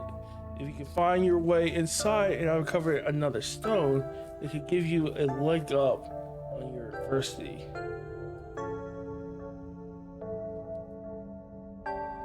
You just have to be careful to avoid the doctor. Something tells me she won't take too kindly of you sniffing around her clinic. If I recall correctly, there's a hill that'll take you nearly all the way to the second story, and she never locks any of the doors up there. What? How do you know that? Just in case that's useful information. Don't worry about it. I think that's all the help I can offer. Hope this conversation has been illuminating, even if it's just brought more questions than giving clear answers.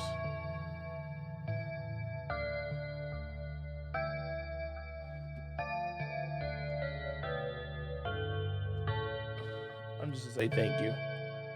Glad to hear it. I hope it all goes well, and I wish you luck. Hopefully, you won't need it. Thank you again for humoring an old lady stopping by for a chat. With a small grunt of effort, so gets up from the table and you're escorted back to the door. And remember, be careful whom you put your trust in. According to your teal, the cat is getting ready to pounce, and merely being ready for it might not be enough. She closes the door of the tea room. The bell of the door strangely flood into the stale ale of the nearly empty general store. Let's go check on her. You're not going anywhere before checking on her. You make your way upstairs.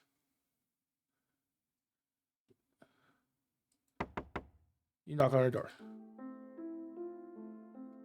Mom, I really don't need any more tea. I think I'm just going to lay down for a while. I'm not your mom. Oh, Bulldog, what's up? Can I come in? Yeah, let me just straighten up. Your frantic crumbling and crinkling and shuffling as she ties up her room. Okay, come in. Yeah, no, this is what, yeah. Yeah, she looks like the kind of person to have a human skull on the shelf. Yeah, I'm not surprised. Yep, I was looking for that first because, like, okay, yep, makes sense. Yep, we're good. Her room is it's sort of a place that's stuck between the past and the present. Faded stickers from her childhood line her bookshelf, and boxes of packed belongings sit in the corner of the room. I don't usually have people over. Don't judge me too harshly for the state of this place. All right, tips. Dialogue options. Mark romance. Will start a romance arc with a character. Yes! We get the romance! Finally!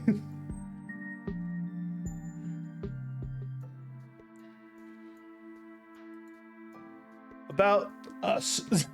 So, just straight to it. About us. Yeah. No, we've known each other for a couple of days, but I really care about you. I guess I just wanted to let you know. Yeah, we're gonna do that first one.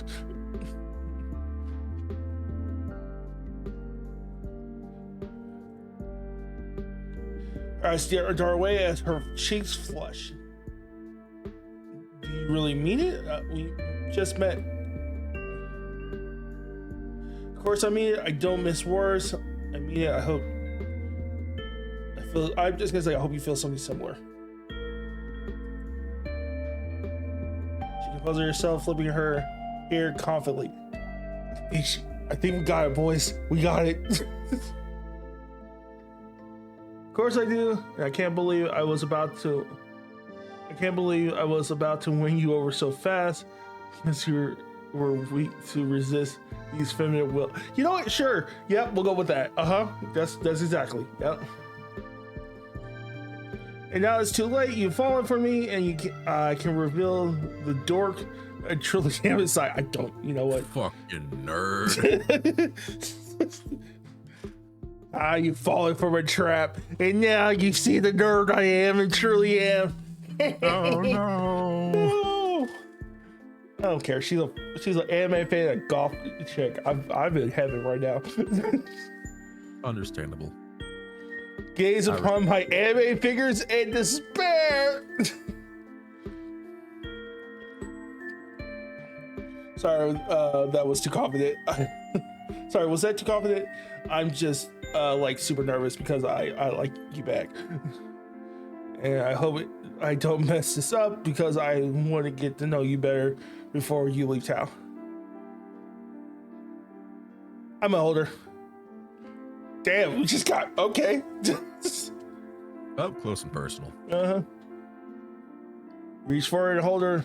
Put it on yours. Her body is soft against yours, and you can feel her heart beat quickly in her chest. She runs her hands across your back and smiles, her eyes filled with a warm joy you haven't seen before in your short stay. And she smells a crow. Okay, dude, don't get too creepy. Her sleep sprays, is it a perfume of warm coconut? And an aroma of flowery cucumber wafts from her skin. I have met this girl before. I have smelled, since I went to HBCU, I have smelled this smell before. Yeah, okay.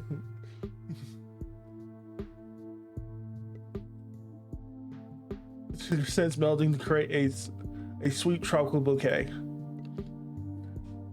After a long moment, you pull away, your hands slowly letting go of each other as the two of you stare into each other's eyes. And then they kissed. Fade to black.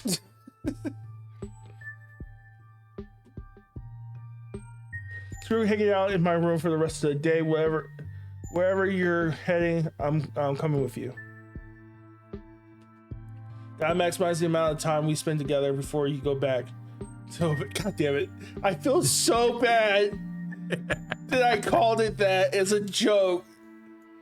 You done goofed. I'm gonna have You done fucked up. I'm gonna have to replay this just because I called it fucking Omegaville. You done messed up, AA Ron. If we make other plans for later on, I'm going to be with you right now. But where do we go?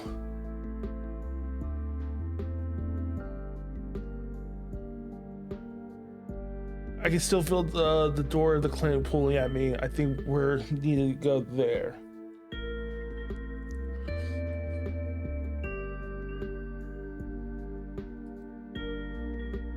I was hoping to see Reese sometime today. I want to ask if he knows anything about Stella, and make sure he's okay after what happened at dinner. No, Let's do it. Oh yeah, Stella. That haunted, I would say Stella got the worst of it, because technically she was taking over the person who killed Charles Shaw, like possessed by whatever the entity that would kill Charles Shaw. Hell yeah. So at the end, she's like, I can't talk, I just gotta go. And we have not seen her since. We've been looking for her.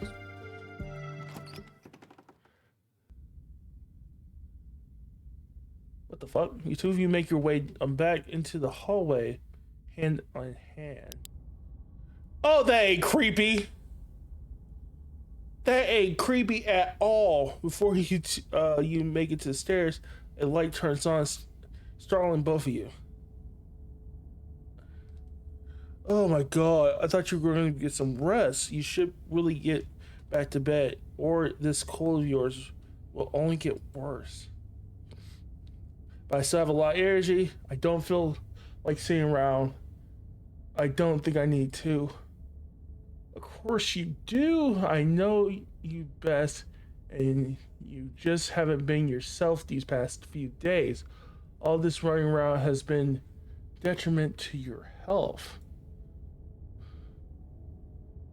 Miles and I want to see you healthy. You hold this family together. That is creepy.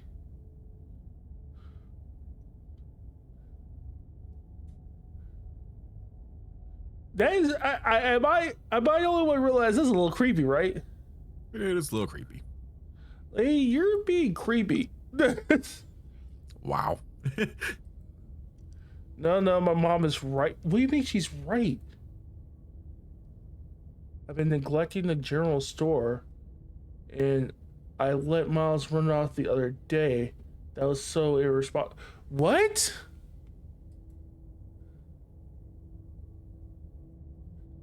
It's all right. He could have done what he did, and it seems like you've learned a valuable lesson from the experience. Now let's get you to bed. You just need another day to recover, and then you can get back to all this time mystery business. Bulldog, you'll be fine without her until tomorrow. What the fuck? Bye, Bulldog. What the fuck? Before you can utter another word, she returns to her room.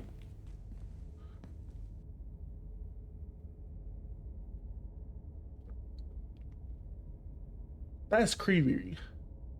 I just can't watch you as you leave to make your way back to the room alone.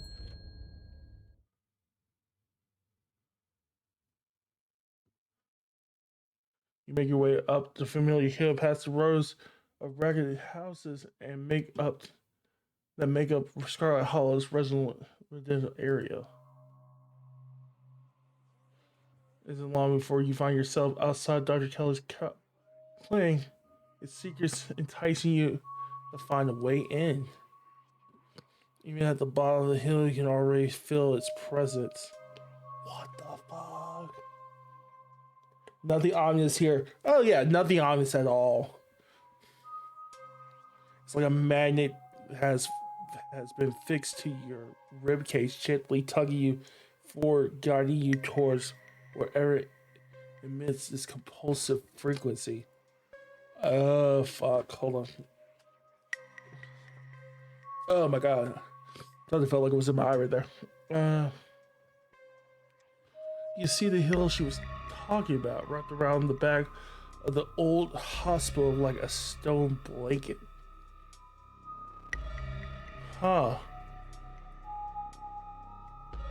It should took you directly up to the second floor and unlock the unlocked doors of the terrace.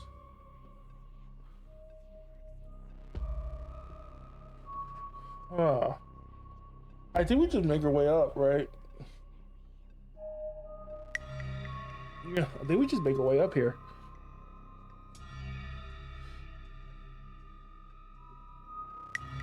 You're pretty sure you can make the jump to the second floor, at least with a running start. You make your way up to the hill and bend your knees in anticipation and then jump. You land and try the door. It's unlocked. What the fuck? The upstairs of the clan feels like a decommissioned museum. Old furniture is covered in plain white sheets, and a thick layer of dust coats the floor. This place hasn't been seen any use in years. You're in the cleric, feel free to explore as please. Or rather, you're free to explore as you please. You feel an odd sensation again, the nagging pull of whatever it was that wanted you to find it.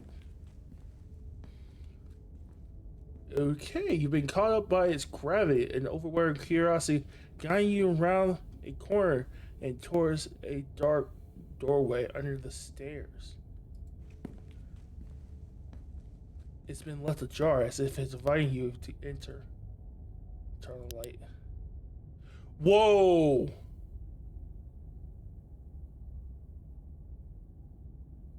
What? That's a dead guy. That's Reese. Probably dead. The lights click on. You're in a morgue.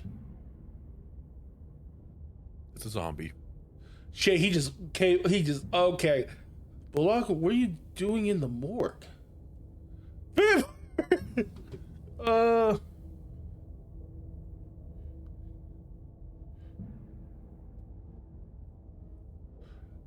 You haven't seen Stella around, have you? She's been missing since last night. Yeah, I will immediately just say that. I haven't. Did you think you'd find her in the morgue? I don't know, dude. His words seem distant to you. The tugging is strong down here. You can almost feel yourself slipping into a trance, and your eyes wander to the back wall of the morgue. You need to see what's back there. Follow the pool. You touch the wall. It feels disappointingly solid under your palms. Hey, are you okay? You feel Reese's hand gently shake your shoulder, and for a moment, the thing on the other side of the blank white wall is lifted up on you. You kind of look possessed for a second there. You good? Make him understand.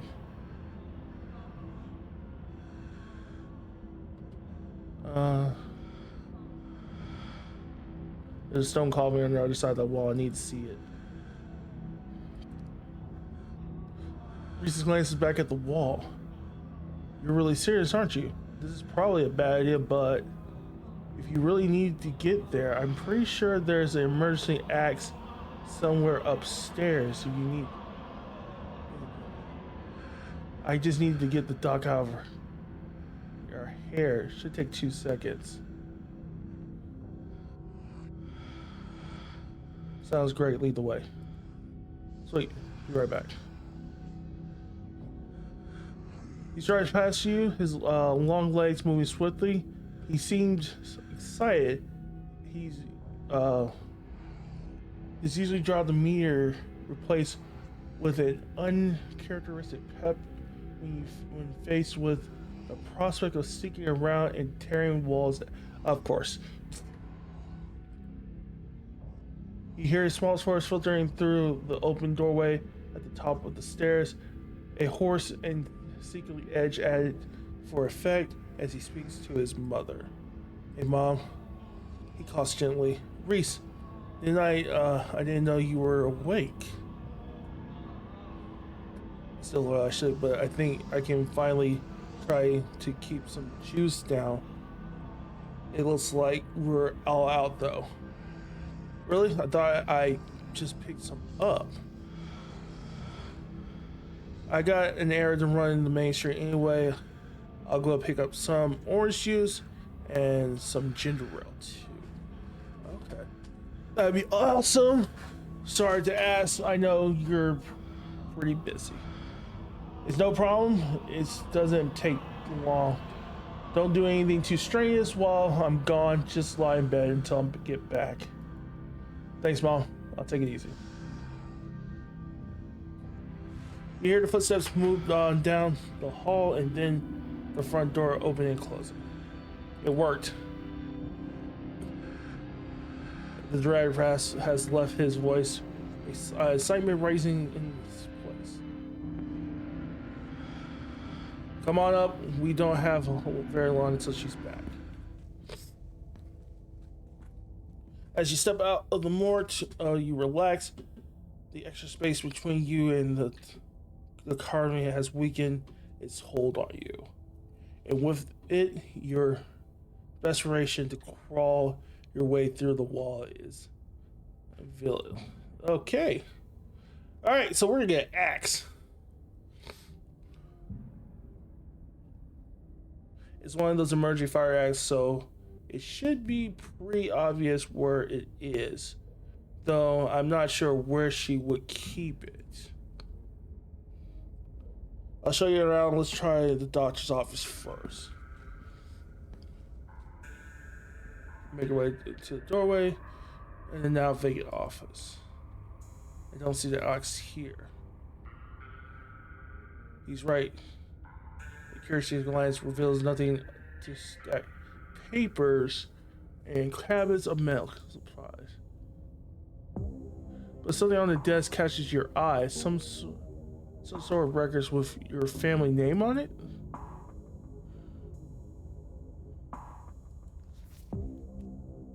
He stops at the doorway, turning to watch you lead through the documents. Sign something interesting? They're your family's death certificates.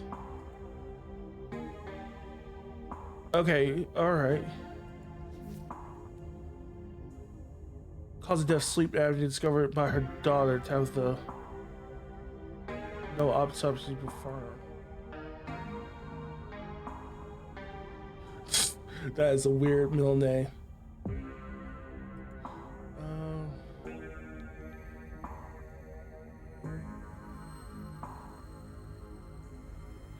We won't say anything.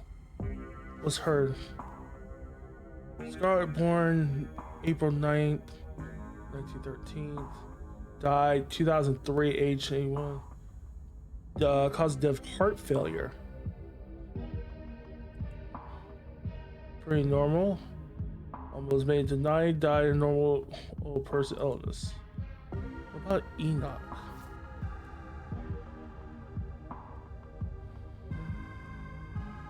Fell off a cliff. Really? This one has a coroner's report attached. Organs sustain impact injuries, lacerations to the neck, and body consistent with fall from a great height. Oh, an actual autopsy report. Look at age. The other one? You flip through the few other scholars whose names aren't quite as familiar. Theodore Scarlet, cause of death, crushed in a mine collapse. Okay. That's right, you had a great uncle who died in a collapse. Joseph Scarlet. That one, he just born June 7, 1944. Died 19. Wait, what? Oh, I read that completely. 1914, 1944. Louis Scarlet, born. Okay. Huh.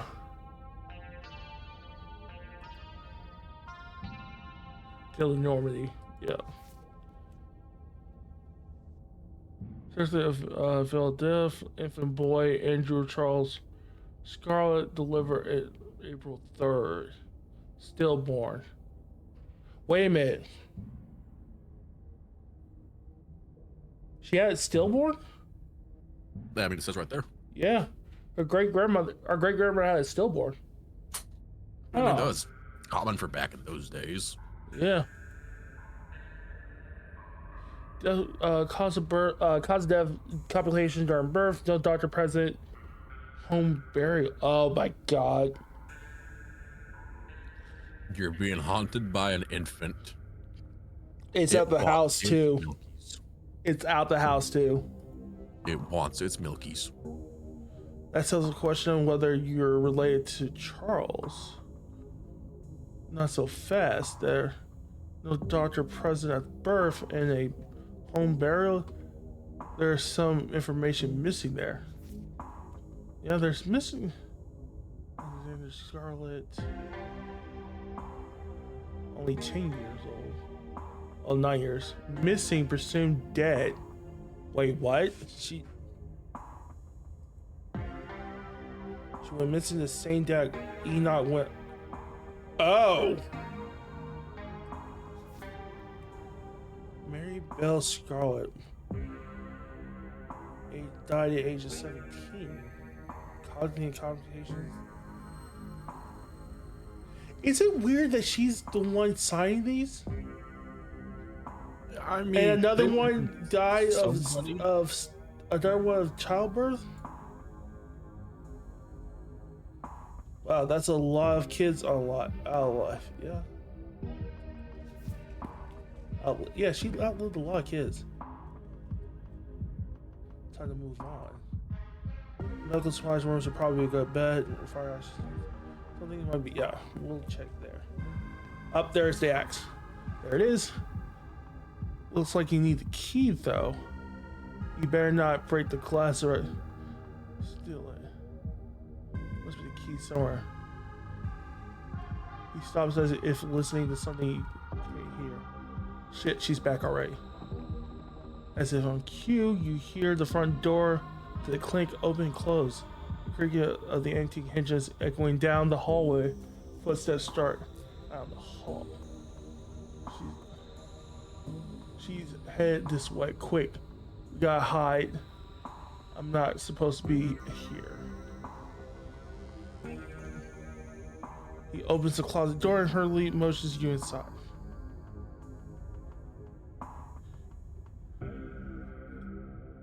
You slip past him, trying into a small space as best you can. He attempts to slide in after you. Yeah, lemon. Make space, and he slips in next to you, closing the door just enough that you can both still monitor the entrance of the supply room. Dr. Kelly storms in, plastic bags in tow. She takes something out of her bag and places it on the counter. Then she hurries back rustily as she makes her way back down the hallway. We better wait a second just in case. Yeah, we're gonna probably wait. You two stand in tense silence, both crammed into the suffocating closet, taking shallow breaths as if she could hear you breathe from the other side of the building.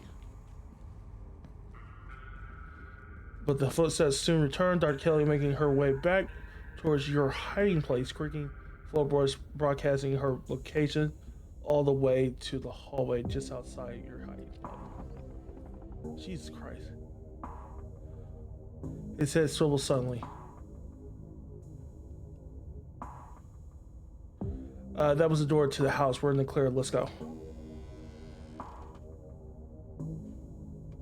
You two spill out of the closet. Reese quietly starts pulling out drawers, scanning them for keys. You can't help to notice that Dark Hill left on the long steel table in the middle of the room a sprig of a small furry fruit. Wait, what? Castor bean? Hold on. We just saw this, right? Okay. I now think she's poisoning him. Potentially. Yeah. You've seen them elsewhere in town, of course, in the tea room. But Supposedly- if she was poisoning him, she would have to use an infinitesimally small amount of it, because ricin is incredibly deadly, even at Yes. like parts per million. But she is a doctor. She would know how much you could give someone without killing them outright. Possibly. Why did your Okay. mom get castor beans? Yes, found the keys. He holds up a small ring of keys, each with the right colors. Okay. What's this about beans? Oh, those weird little fruit things? Oh, he just went for the axe. I like Reese is like, oh, you don't know about that. I'm getting the axe. You Come asked on. too many questions. He's gonna Jack Nicholson you. Yeah. Reese unlocks the cabinet and offers you the fire axe. Here's your axe. And I don't know. I've never seen them before. I'm not allowed in the supply room. It's probably some kind of medicine plant, right? She took out a chemistry set too. Though, come to think of it, she's not supposed to make medicine. She's not a pharmacist. This room is just storage for orders she gets from the pharmacist over in Brett. Oh, yeah, I was right. She's poisoning him. Why would she bring out something like this in here?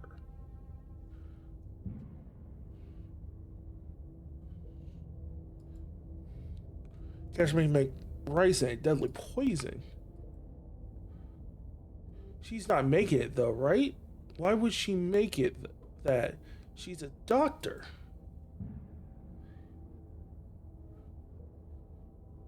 Yeah. Do you know what she gives you for your illness? No, I don't. She never explained it. I thought it was just too complicated for me to understand, so she didn't bother. Maybe she has kind of information on it lying around somewhere. That over there, that drawer over there is locked. If I were information on some mysterious alien-like fruit, it'd probably be in a locked drawer, right? Good thing I've already had the keys. He unlocks the drawer, pulling out a notebook. It's about me. There's stuff in here from when I was like 12. It's some kind of diary or medical history or both, I guess. What the hell is this? Something about another episode? Guessing she's referring to one of my rough nights? Oh, here we go. There's some illustrations.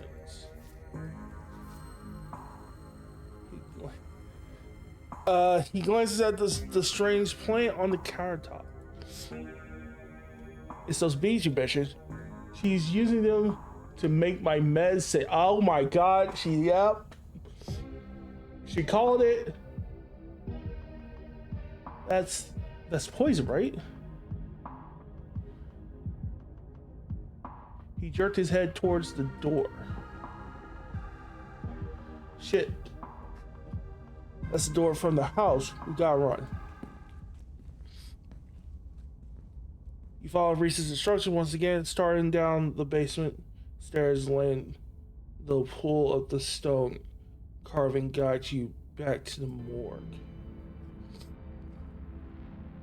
Dr. Kelly's voice filters down from above. I was right, we already did have shoes. It was just in the back of the fridge. But no harm to have on having extra. What are you doing in my clinic? I thought I told you to go rest. Oh, I'm just chilling in the morgue.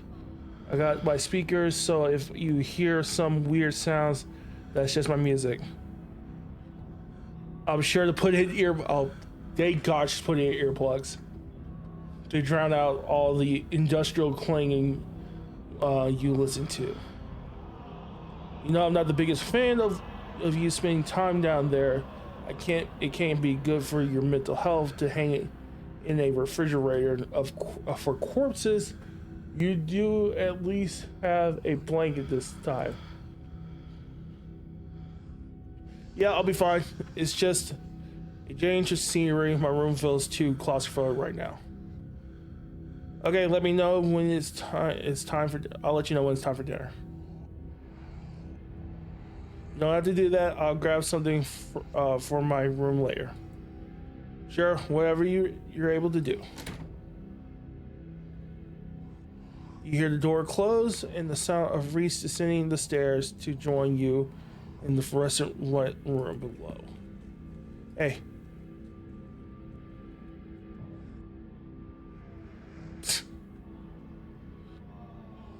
This is an error I've never seen Discord have before. What was the error? Currently on my side, it looks like you're talking to Sybil. Really? Yep. Like it's that picture, like in the tea room. Oh, it updated because yeah, no, it was just a picture of you in the tea room. Oh, that's weird. That was strange. Syllabus took over on Discord. Oh shit.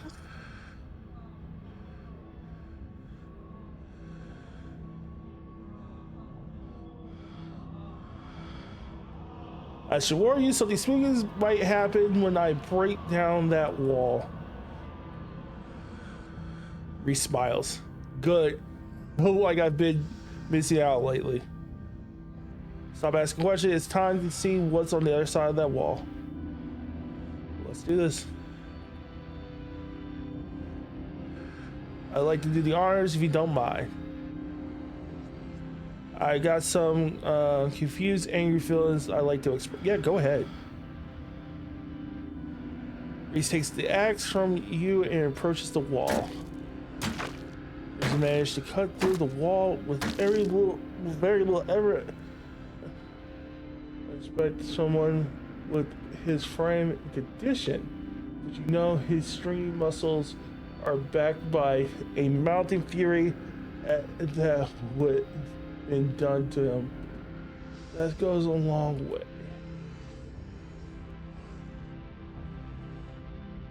He struggles back from a massive hole in the wall and admires his work. Holy shit. Display frames in a dark passage, seemingly cut deep into the side of the cliff. Coals seeping from a forgotten place into the already frigid morgue. Oh wait, isn't that the sanatorium? Oh shit.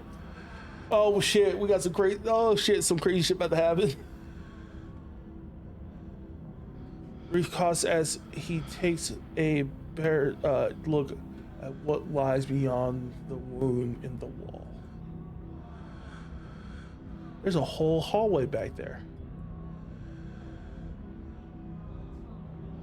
Thick stale air leaks from the hall, filling the morgue with an fiercely mildew smell, like the room is slowly filling with dirt. With the sting of the grave-like room beyond comes an even stronger compulsion. You step forward. You climb into the hole. This is wild. I had no idea any of this was here. An entire hospital wing rotting away for decades behind some flimsy drywall. It didn't seem flimsy. It looked like it had boards behind it. Yeah, it did. His voice sounds distant. Your sole focus is finding it. Your feet move without prompting, and you stumble down the hallway towards the fall wall, barely wrestling the antique clutter as you stagger past it. Whoa, are you okay? You don't respond. and you don't bother to retrieve the axe. The wall is rotting, the water damage having eaten away at the wood over the courses of unknowable years. The planks nearly reduced to sawdust. You tear into it. Shit, there's another one.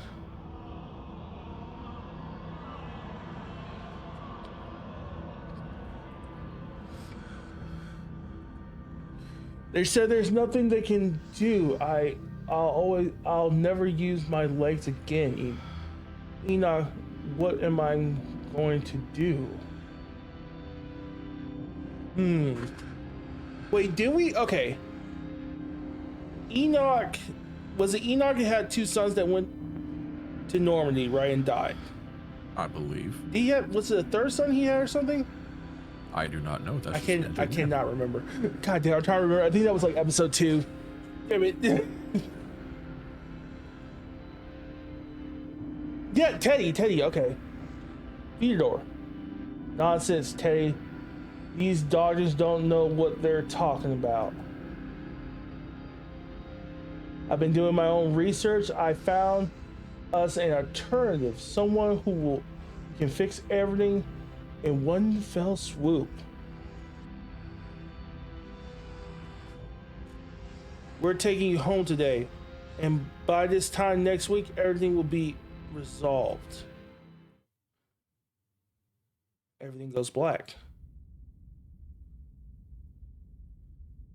Your vision swims back into focus, and it takes a solid second or two to reorientate yourself. You're in an unfamiliar bed. Reese leans against the far wall, eyeing you with concern and curiosity. Hey, I was worried you'd slip into a coma or something. You tore down a wall like a wild animal. You found some weird carving and collapsed. I think you might have had some kind of seizure. Are you okay?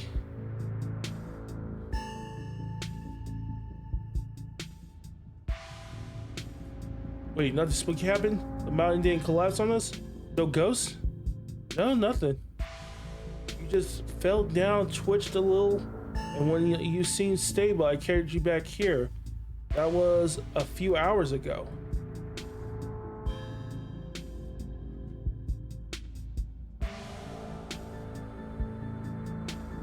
Thanks, man. I appreciate it. No problem. I just figured you'd rather wake up in a bed than a musty hallway or a morgue. Does Dr. Kelly know I'm here? No, I snuck you back into the house while she was busy in the medical storage room. Figured you wouldn't want to come to the in the morgue.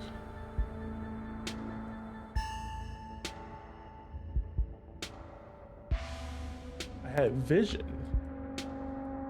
Like a hallucination? I've had those sometimes too. Used to have them a lot when I was a teen. Always just weird little things like my hand would look wrong, or my neck would seem a little too long, or the room would feel smaller.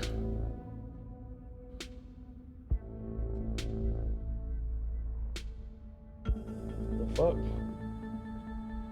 I think they mentioned a son that, yeah, there was a son that died in the mines. Thank you. Okay.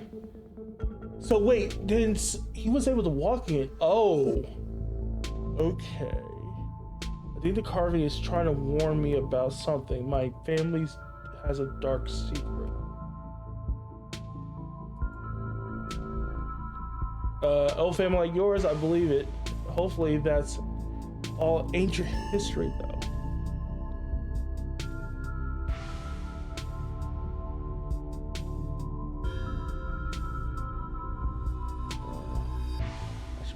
Let's see.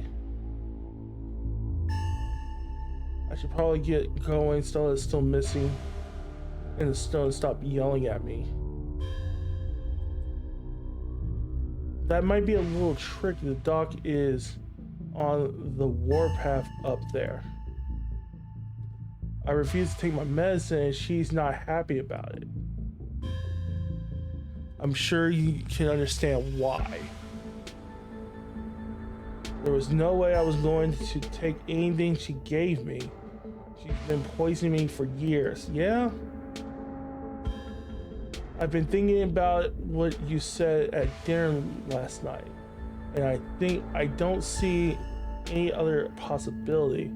It's only been a day since I stopped taking my pills, and I feel great.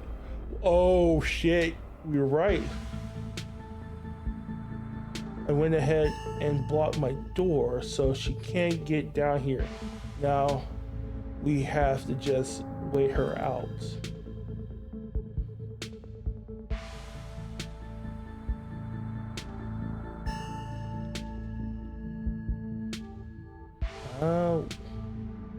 Let's find a distraction until it's safe to leave. Distraction seems like a good idea. As you can probably tell, I'm getting a little jittery. Maybe it's the lack of poison in my system for the first time in years, or the fact that my whole perception of reality has been turned on its head. Probably a combo. It would obviously take more than a day for rice and poison to be out of his system. It doesn't feel awful to be honest. Huh.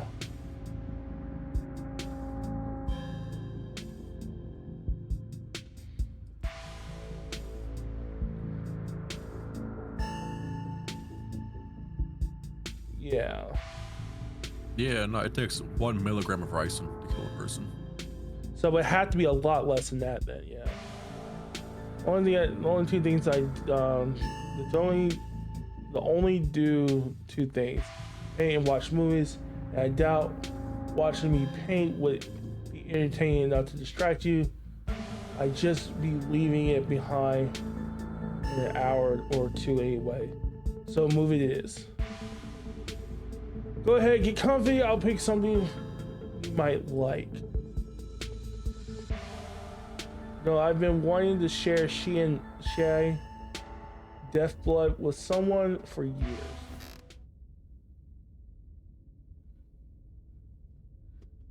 Reese gets the movie set up and joins you on the bed. And then they kissed. Let me know if it gets too much for you. I'm not great at a judge of how others people will react to sort of things I watch, but I definitely don't want you to feel uncomfortable. This is a slow burner of a movie, but the dread is manageably to build is palatable in the room. Or maybe that's just how it feels down here all the time. With the grisly paintings, lack of lighting, cinder block wall, and of course the fact that the woman currently lurking upstairs had been poisoning her son since his teens. I've seen a couple of the director's other films, and they are all interesting, though I probably the best introduction of his work. The way it jump cuts to seemingly unrelated TV shows recordings that then wind up tying back into the narrative that adds a level of realism and depth to the world that I find really engrossing. It's found footage used to its fullest. I can see why Stella likes this guy. Yeah. I can see it. I can't believe it. I'll be able to just do things from here on out, like watch movies with another person or talk to people ever. You can hear the difference in energy now that Reese hasn't had his daily dose of poison.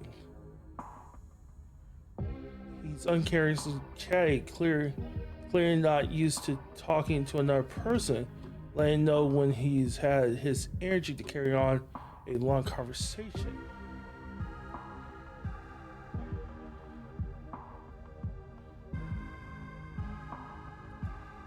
Glad you'll be able to have a social life, and I'm happy to be part of it.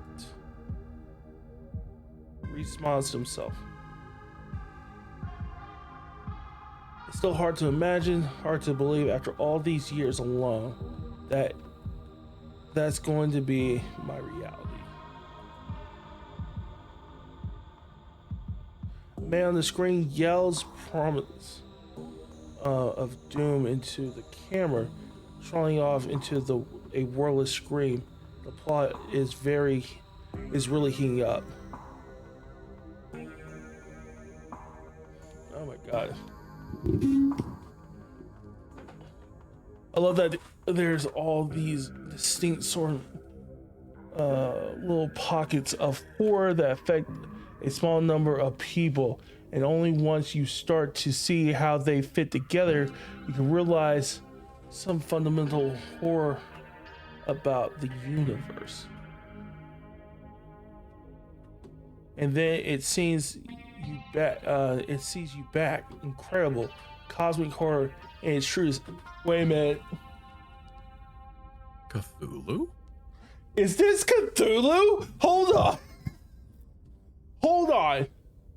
Is all this Cthulhu? Are we like doing some Lovecraftian shit here? Holy shit. This is Cthulhu. This whole thing is Cthulhu. When in doubt, always Cthulhu. Always Cthulhu. Okay. Reese is becoming very animated. It's probably safe to assume that he's dealing with a lot of extra adrenaline right now. What's with his entire reality turning out to be a lie. But he's also talking over the movie.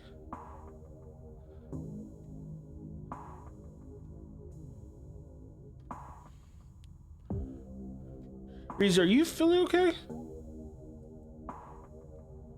I'm just Jerry. I've had a really weird day, and I think I'm being down here. And I think being down here is making me anxious. I'm all hopped up on adrenaline. Maybe waiting out the dock was a bad idea.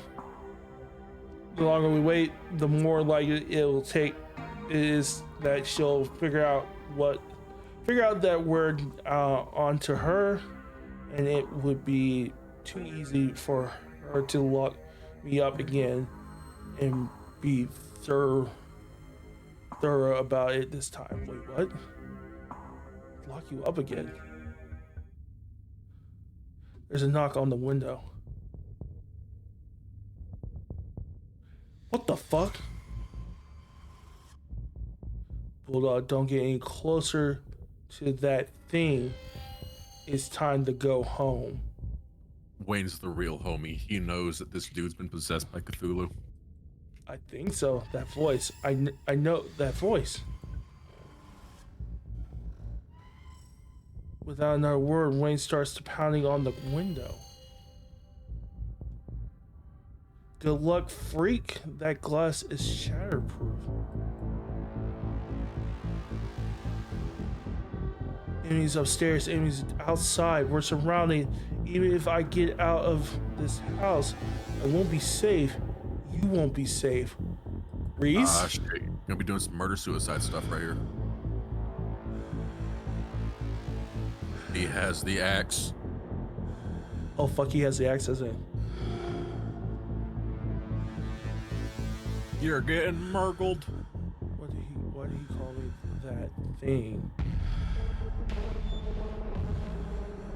Why do you call you that thing? Because he's some kind of monster.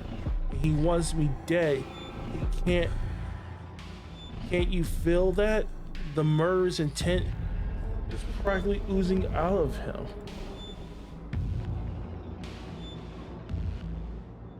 But I'm not weak anymore. I can fight back. I don't have to cower in fear from the people who want to hurt me. I can protect both of us, Bulldog. What the Oh yeah, those meds were 100% antipsychotics. Oh fuck, yeah.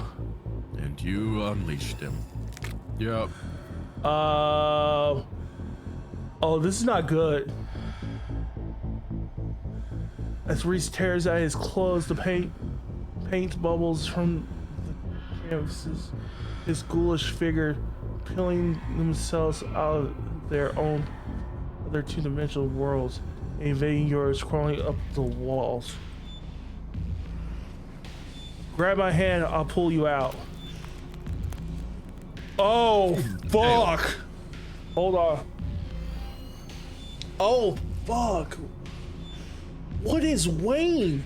Not Wayne. What is Reese? Freaky bitch. Leave us alone.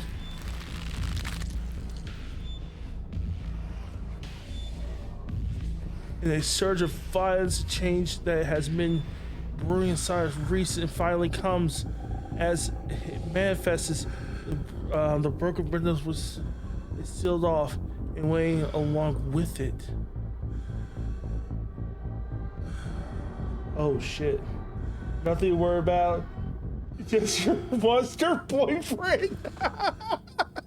You know, I'm curious what stay where you are does. I think you get killed. You should have. You see enough, you know that you need to leave, you run up the stairs. The door is blocked by a chair. And then it's blocked by something else too.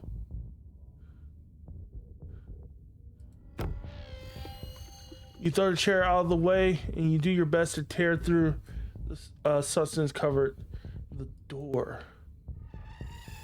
It reforms and regenerates too quickly for you to claw your way through. Fuck! Defeated, you turn back to the basement. The remaining of Reese's paintings await their artist's command.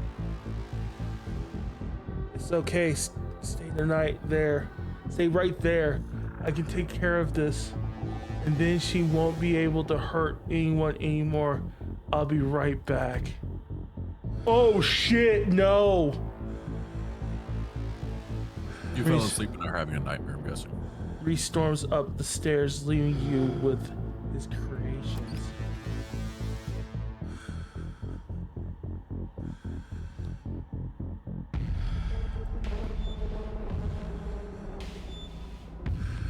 You make your way to the door that Becky you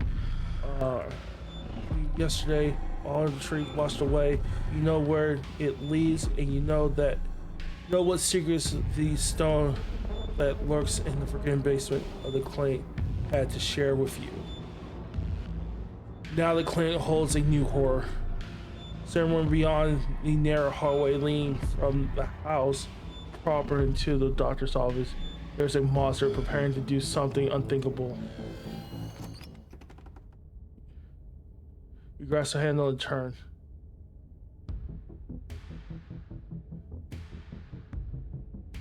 Dr. Kelly emerges from the shadows and levels a firearm in your direction. You instantly notice it's not a private right, it's some kind of tranquilizer gun.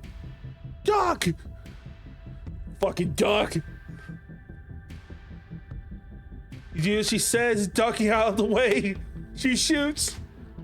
The gun isn't loud. There's nothing. There's only a pop as the projectile leaves the barrel whizzing through the air. You turn to see a dart embedded in Reese's chest. She fucked Nosferatu. He pulled the tranquilizer dart out from between his ribs, heaving heavy breaths as the drug courses through his system. You're gonna have to try harder than that. No. How did you?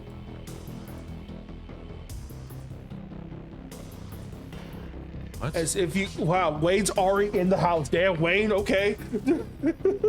He's just standing there. Just mentally. menacingly. As if you could hope to stop me, you pathetic waste of flesh. Before Wayne takes another step down the stairs, paint flows out between the cracks of the wood. Reese panics, pulling in a mob of furious creatures to hold his enemies in place.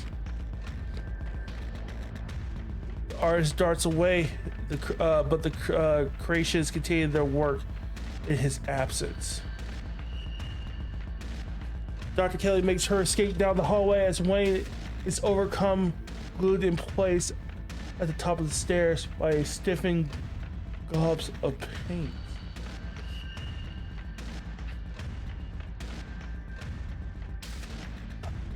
I run after Dr. Kelly.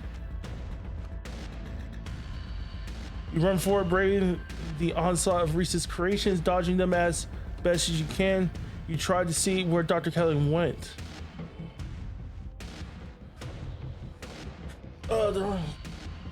Oh my god, the door in front of you is smothered in paint. Hey!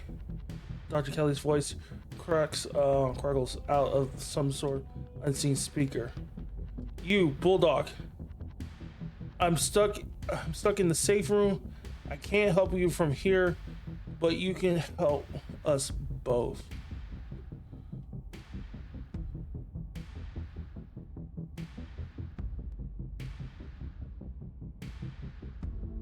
What the hell is your son, ma'am? Yeah, that's a good question. I wish I knew. He was fine until he hit puberty. Everyone said raising a teen was gonna be a bitch, but they don't know the half of it. Yeah, that's true. I need you to go to the medical storage room. I'll give you further instructors when you get there. At the storage room. You turn back and head to the medical storage room. I'm here. Great. Now listen to me. I need you to use the black tape key to get into the cabinet and bring me the elephant tranquilizers. Oh shit. Put him in an a-hole. The ball, like, bear tranquilizers clearly aren't gonna cut it anymore. Oh shit. An aircon system, hunt dog? Good. You should hear this. Well, you don't have to do anything she says. I'm not gonna hurt anybody else, just her. If I don't, you and I both know she's gonna just shoot me full of elephant tranquilizers. Did you hear that right? And shove me back down in the basement, or maybe someplace even worse, and keep killing me every day. Oh shit, no, she was giving him enough to kill him for the rest of my miserable existence. I feel amazing right now, better than I have ever felt in my life. I'm not dangerous, she's just scared because she knows she has finally to pay for what she's taken from me.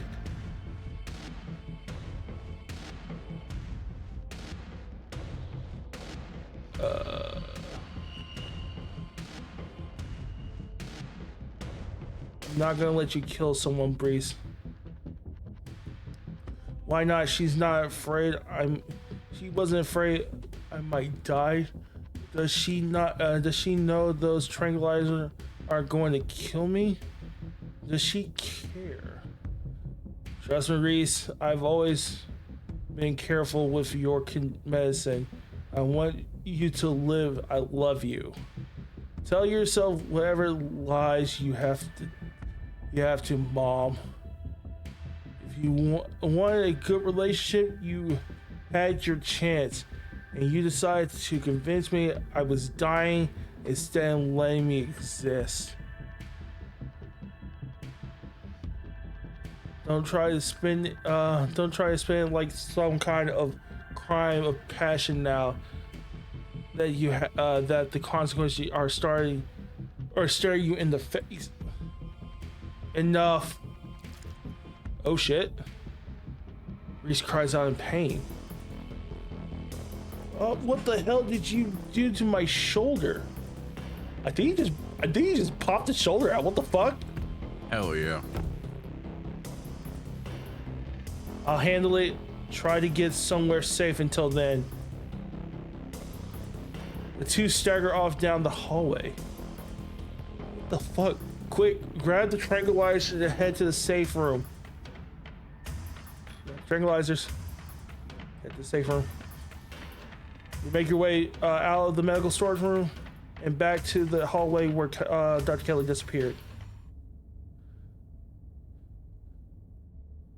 As you approach Dr. Kelly, heaves open the door, slowly breaking apart the mess of paint sealing it shut. Hurry, I don't think I can keep it open for long. You slip past into the safe room. She shuts the door quickly, though one of the little smears manages to slip past her. She stomps onto the paint, viscera splatters across the cement floor.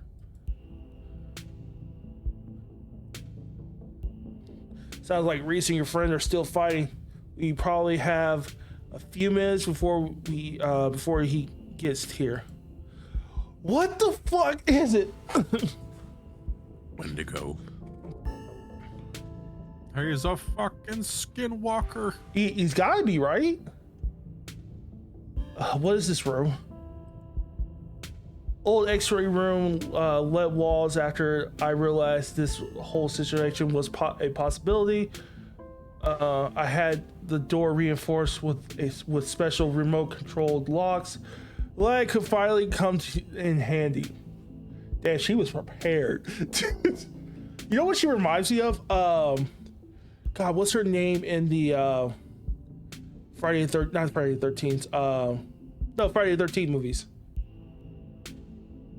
Oh shit. Yeah, you know what I'm talking about, right? Yeah. Like at this point, like she's just like wizened old. She's like, fuck, I'm ready when Jason comes.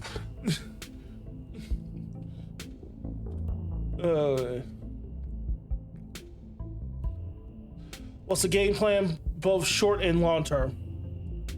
Well, I pump him full of ammo tranquilizers, then I lock him in here, then I somehow convince him to see things from my perspective.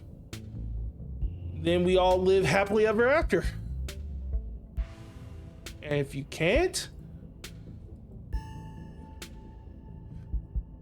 doesn't really change whether he's a willing captive or an unwilling captive. It doesn't matter. He's either under constant supervision or he's dead. Oh shit. That's just how it is.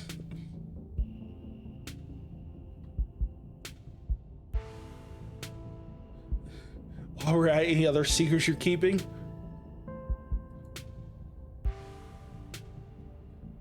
Maybe if we both survive, I might decide to share a few more. If you don't go tattling to anybody.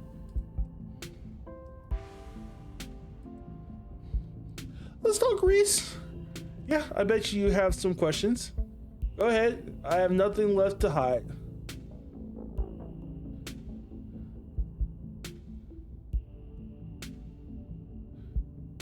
When did you find out? A little after he hit puberty. He had all the usual changes, then a few extra. Thinking nails, sharpened teeth, elvish ears. What is he? That's what I'm trying to figure out.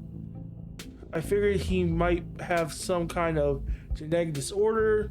He had him checked out a few specialists, but there was nothing obvious wrong with him. Then we had an argument and he changed right in front of me. It was nothing like what he is now, just a couple of inches and some facial abnormalities, enough to be noticeable. I was scared. he could see that and he stopped. I thought it was a one-off or maybe an hallucination. But the second time, it wasn't as subtle. It didn't go away as easily. That's when I knew for sure that this was something beyond my realm of expertise. I am so sorry I doubted you.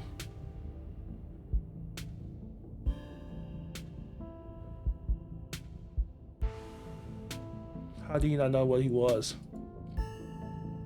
I've been medicating him since he was 12. We've only had 3 incidents like this before, maybe 4, depending on what counts. This is the worst one by far. He doesn't seem to understand at first that he looks different, and he just makes. And I just make sure to stay on top of his dosage, so he rarely ever does. Holy shit. But I've been preparing for the inevitability. He's an adult now. There's only so much I can do to control him. Fuck. Okay. What is he? That's what I need. What is he? At first I thought he was some kind of werewolf. That's what I would think, right? Like a werewolf? He's a Wendigo. Is he a Wendigo? But if he is, he doesn't follow any kind of full moon rules, or any Sarah doesn't do shit to him. You've seen what he looks like. It's just weird. I almost wish I could examine him while he's fully transformed. I'd be fascinated to know what happens to him or how his body does.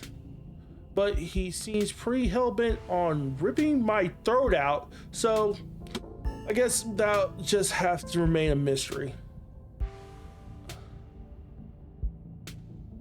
Was his dad similar? A strange little smile creeps on Dr. Kelly's face. Ma'am? Oh my god, she's a monster fucker. I know, she shops at Bad Dragon. I wish I knew. Yep. Race just kind of happened. I wasn't seeing anyone. I just woke up pregnant. Oh my god. Okay, Mary. Wait a minute, what? I just woke up pregnant one day? I know how impossible that sounds. I'm a doctor, for Christ's sake. Is Reese Jesus? Jesus?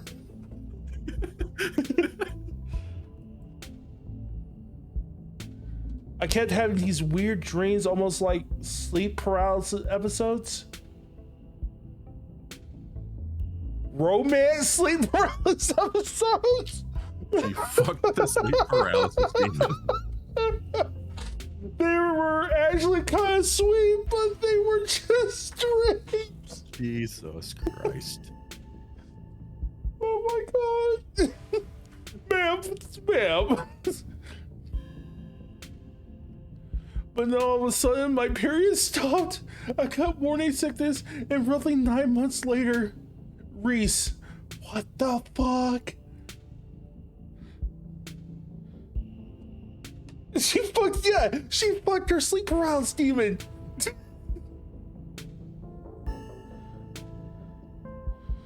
Oh my god. That's something. Oh my gosh.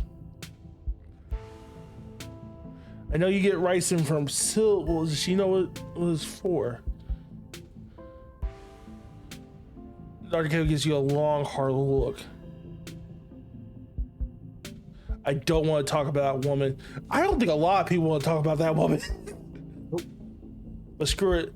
I might die tonight, so sure, I'll tell you. Yes, she knows. I don't know how the hell she found out. Maybe Reese had an episode while she was over at her place? But who can say? I thought she was insane, She was telling me to give my son ricin like it was a mystical mountain folk cure for fussy teenagers. What the fuck? She was right though. And I hate that. I hate the power it meant she had over me, still has. I don't trust her, Bulldogs. She puts on a sweet old lady act, giving everybody tea and talking about healing magic or whatever. But she's a snake. That, you know, what if the cat she was talking about, she's ready to pounce, is her? Possibly.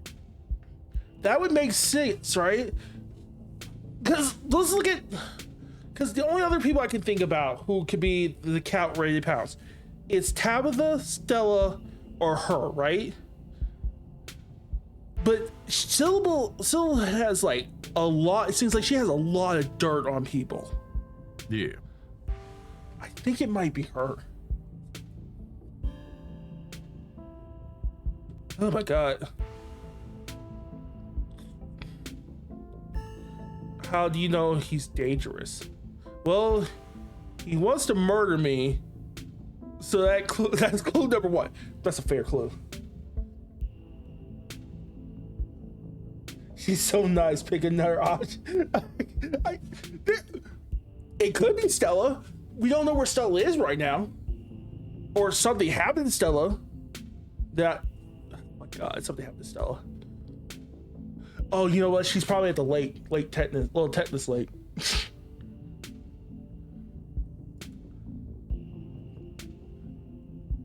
It's not like he's usually a violent kid. He mostly just sad.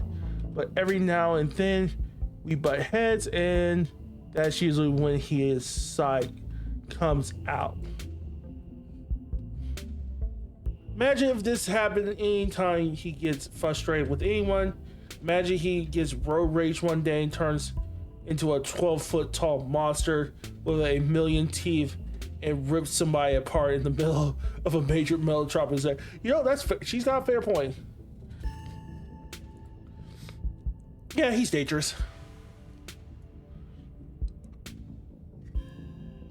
Okay. Oh, I can fix him. Yup, nope. Yeah, no, we're not doing that.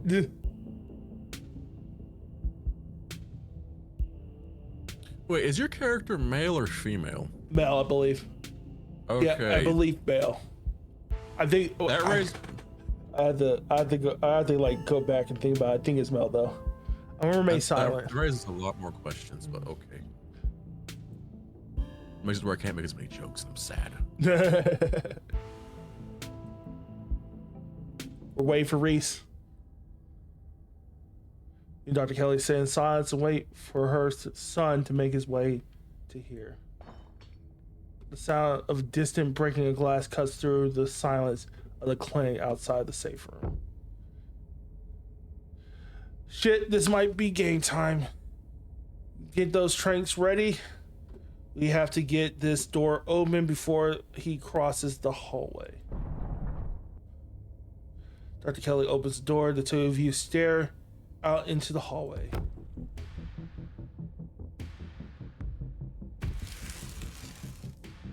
Oh shit, he got bigger. Oh shit, he got weirder. So Wayne might be dead. Is this what you were afraid of? Wayne's made a sterner stuff. Hand over the tranquilizers. This is our shot. Yeah, give her the trank. Dr. Kelly quickly loads into their gun, leveling the barrel at her son.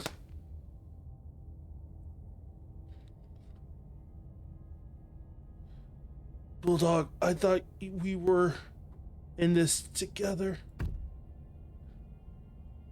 Thank God.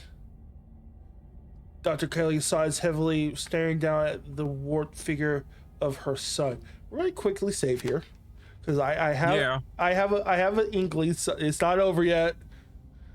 Should have made the save before you gave Yeah. those tranquilizers. Yeah, I probably should have. I think I feel like there might be an option where it asks if she should go first or I go first. That's what I'm thinking. I don't know. And we will I never can know. I can drag him into the safe room on my own. I'll meet you in the front room when I'm done. Leave her to it.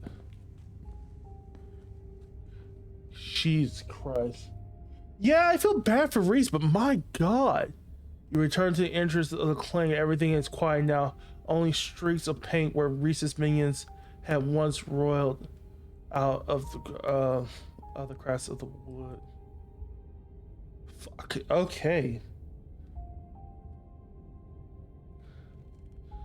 I hope you understand that this needs to stay between us. I don't care how much you feel like you need to share. Just share what just happened with other people. The more people know about this, the more trouble it is for me and for him. I don't need any more well-intended escape plans. I'm not asking. Yeah, but there's a magic stone in your basement. I just thought you should know. Also, we bust a hole. You know what? We're just gonna tell the truth. We're not hiding. Okay, thanks for having us, I guess. Oh, okay. I mean, at this point, with that happening, I would accept it. It was like, okay, fucking fair enough. Yeah, poor Reese. I almost wish he was more like a werewolf. Transforms on a predictable schedule, isn't aware of himself when he does. It would make all this a lot easier. Fuck.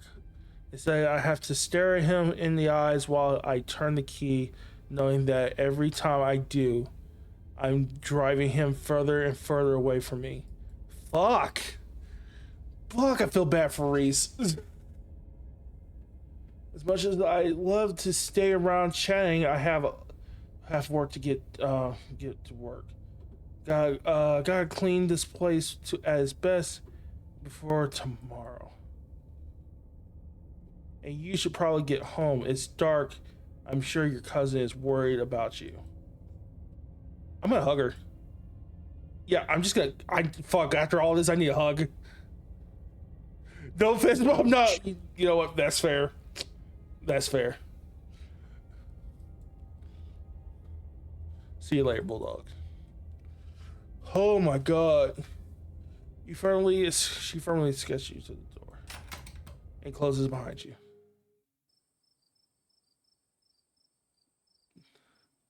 The night is oddly warm compared to the chill of the day.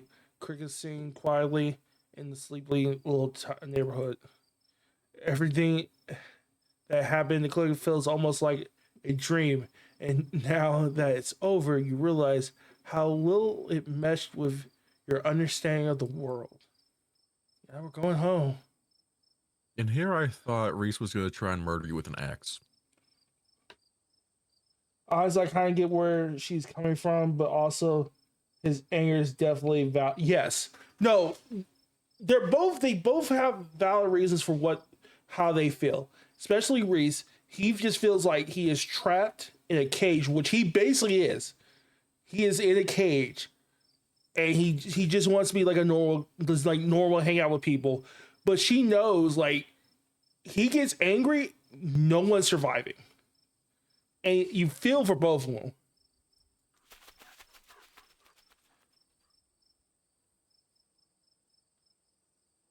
You don't get far before you're interrupted by the jingling of a dog tags. Stella? Gretchen appears at the edge of the road, running as fast as her geriatric pug legs can carry her. She seems distressed.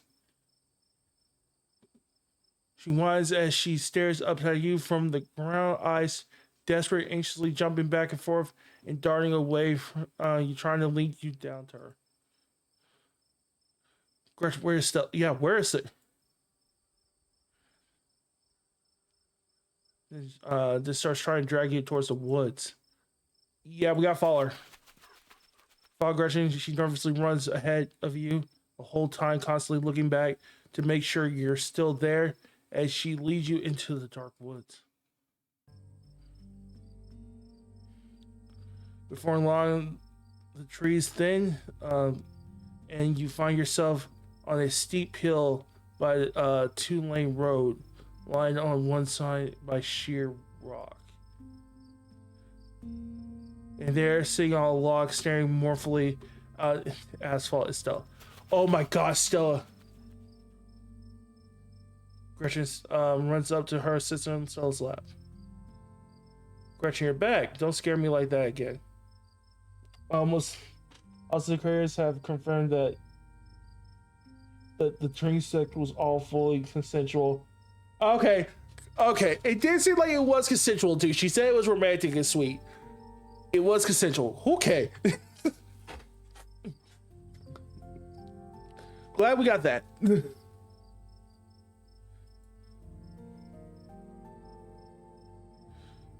You sit on the log beside her. Bulldog, how did you...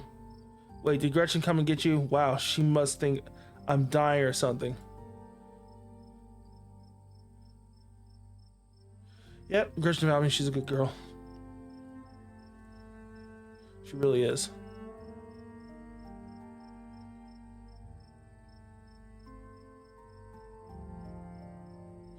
What is this place, Stella? Why are you here?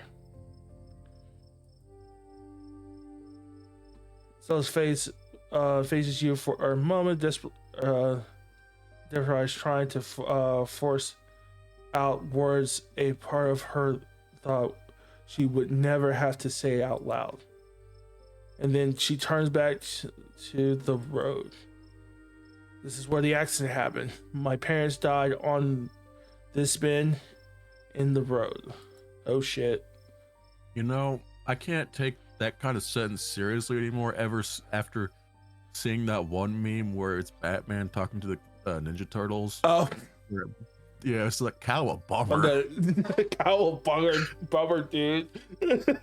I can't take words sentences like that seriously anymore, and I hate it. Damn it. They were taking me to college. I was lying in the back seat. It had just rained. The sun was finally coming out. Fuck. Oh, we're reliving this? That's a way to wear a seatbelt.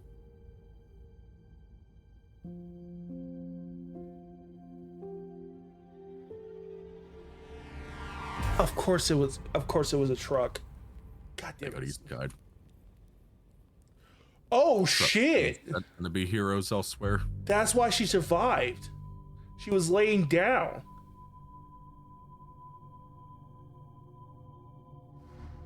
Oh, her parents' heads came off.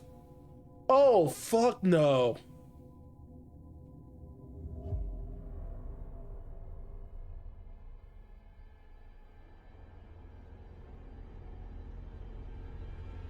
Just a little off top. Oh, shit.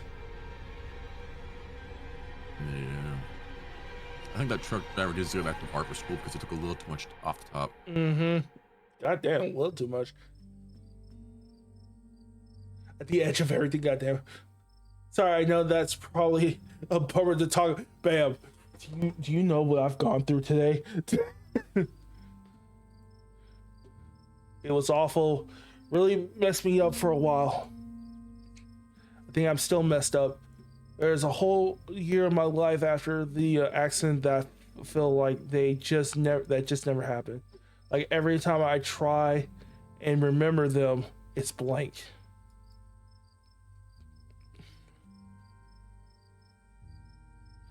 I have all these videos singing on my channel that I don't even remember filming. It's scary. At least it hasn't been like that for a while, thank God. I've never talked about this stuff before with anyone.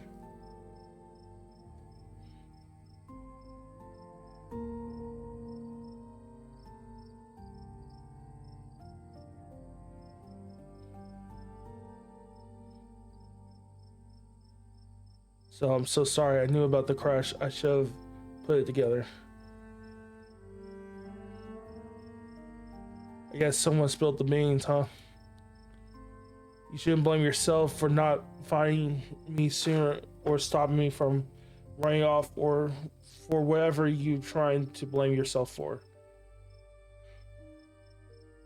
I should have talked to somebody. I shouldn't have just disappeared on you. You tried to be there for me the entire time I've known you. I should have just let you in. But if it's not too late, I want to let you in now. The TV stare out at the road. I think the accident is probably why I got into ghost hunting. I think I just wanted to see them again. I wanted to know whether I even could. I never found anything, so I eventually gave up. And then last night happened. And I ran, let's see. And I ran out here to see maybe it would happen with them too. Even if it meant seeing the crash again or seeing them all messed up and dead. I just wanted to see it. It's been a whole day. I don't think they are coming. Fuck.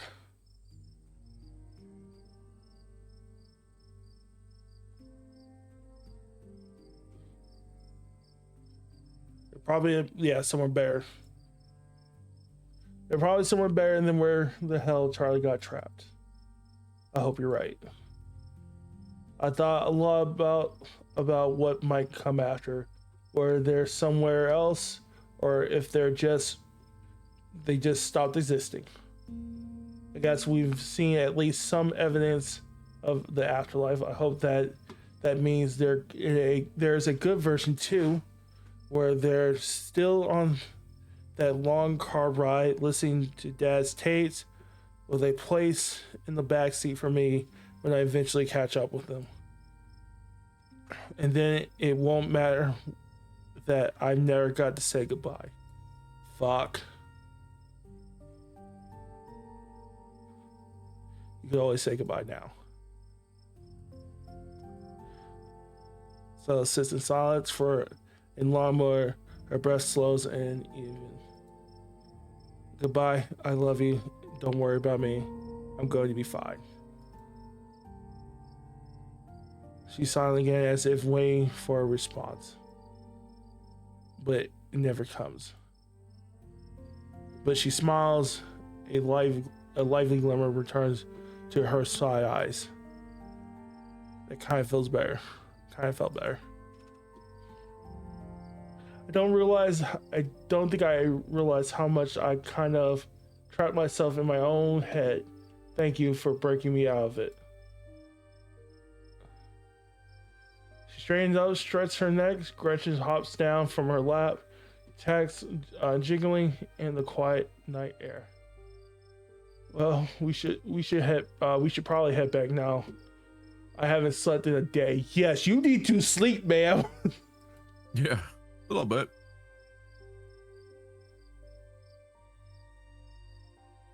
Yeah, she doesn't need to hear about it tonight.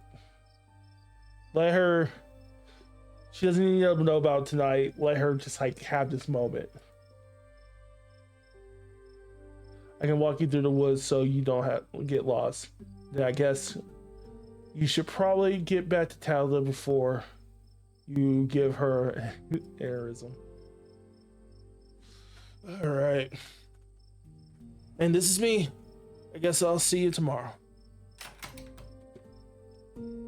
She gives you a tired way before retreating into her house. God damn it, Way. See, told you it's still alive. Time for you to get home too. He appears as if out of nowhere, clothes streaked with what first looks like blood and gore, but quickly realizes pain, evidence of the altercation with Reese. I'll walk you. Thanks, I appreciate the company. I think we trust Rain. Yeah, he seems cool enough. Shall we? Wayne walks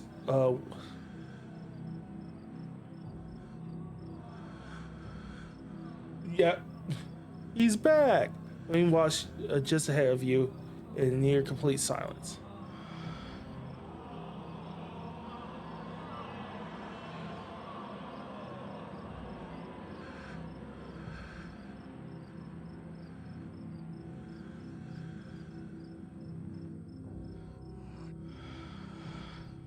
I'm gonna say thanks for looking out for me tonight. Anytime you find yourself in danger, I'll be there for you. I'll always be there for you. He's an ancestor. He has to be, right? He's Enoch. Enoch, or yeah, maybe he is Enoch.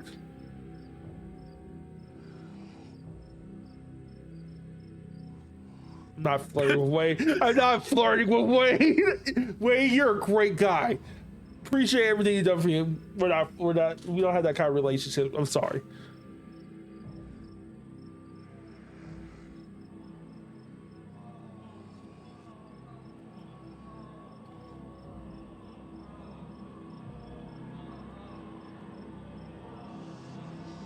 That is true. True. That you wanted me to stay at the estate. Aren't you going to lecture me? You're free to make your own choices, and those decisions have been made. That's true. I know that something pulls at you, and now that it's started, I know that you can't stop until your task is finished. I'll keep you safe while you do what you must. I'm curious if you knew Reese was like that already. Yeah, did you know Reese was like that? I knew he was different. How exactly, I wasn't sure, but now I know.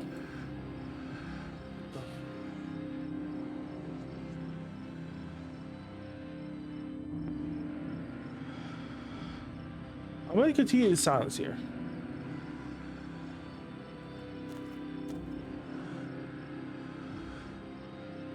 I'm sure we'll see each other tomorrow. You should try to spend some time in that old building before you head to town. Tabitha won't be around, too busy at the mines. Forbidden places won't be forbidden without her there. Stop you. You might be surprised what you find. So till they sleep. We're gonna investigate this house next episode. He disappears into the underbrush.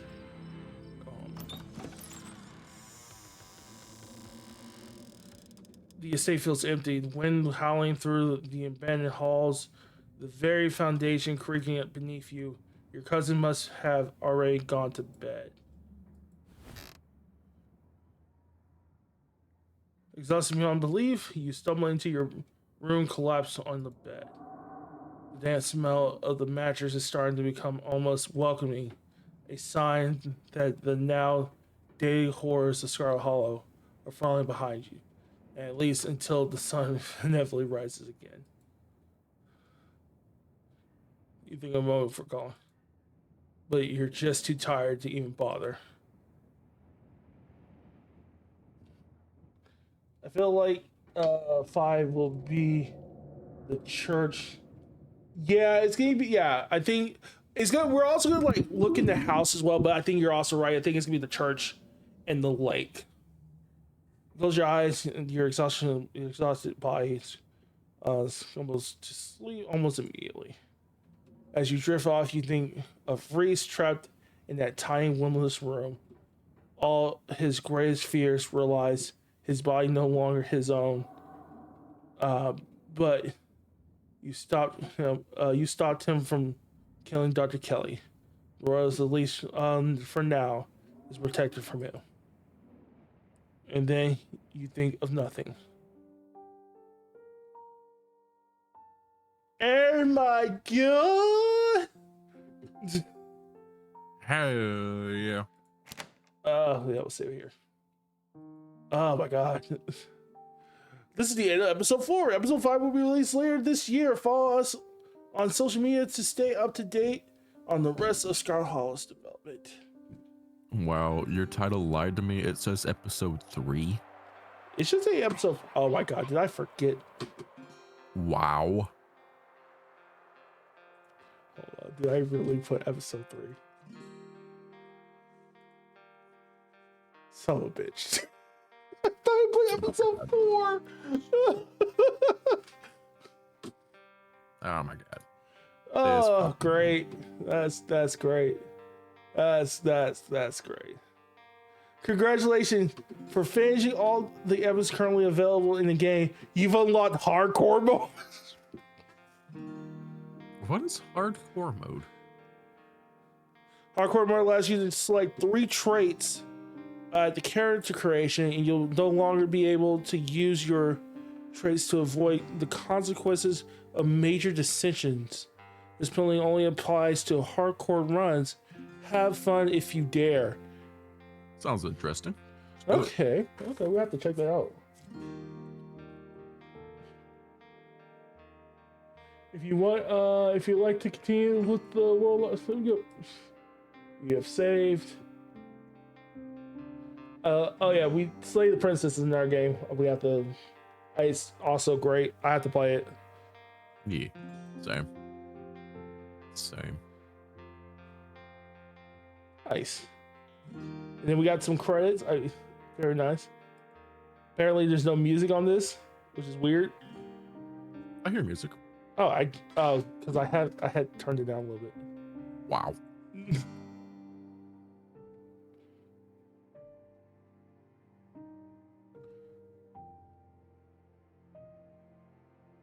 Hell yeah. Slay the Princess was great. It's what got me. So I want to play Slay the Princess. I've only watched Nevi play Slay the Princess, and it was phenomenal. I love the story of that. So I definitely want to play that. That gets even creepier. Holy shit, though. That was great. I enjoyed it. I cannot wait to episode 5. I was not expecting the twist of Reese. I think that's what's got me. Like, I did not expect that twist. That was very surprising, yes. It's very violent. Move back here real quick.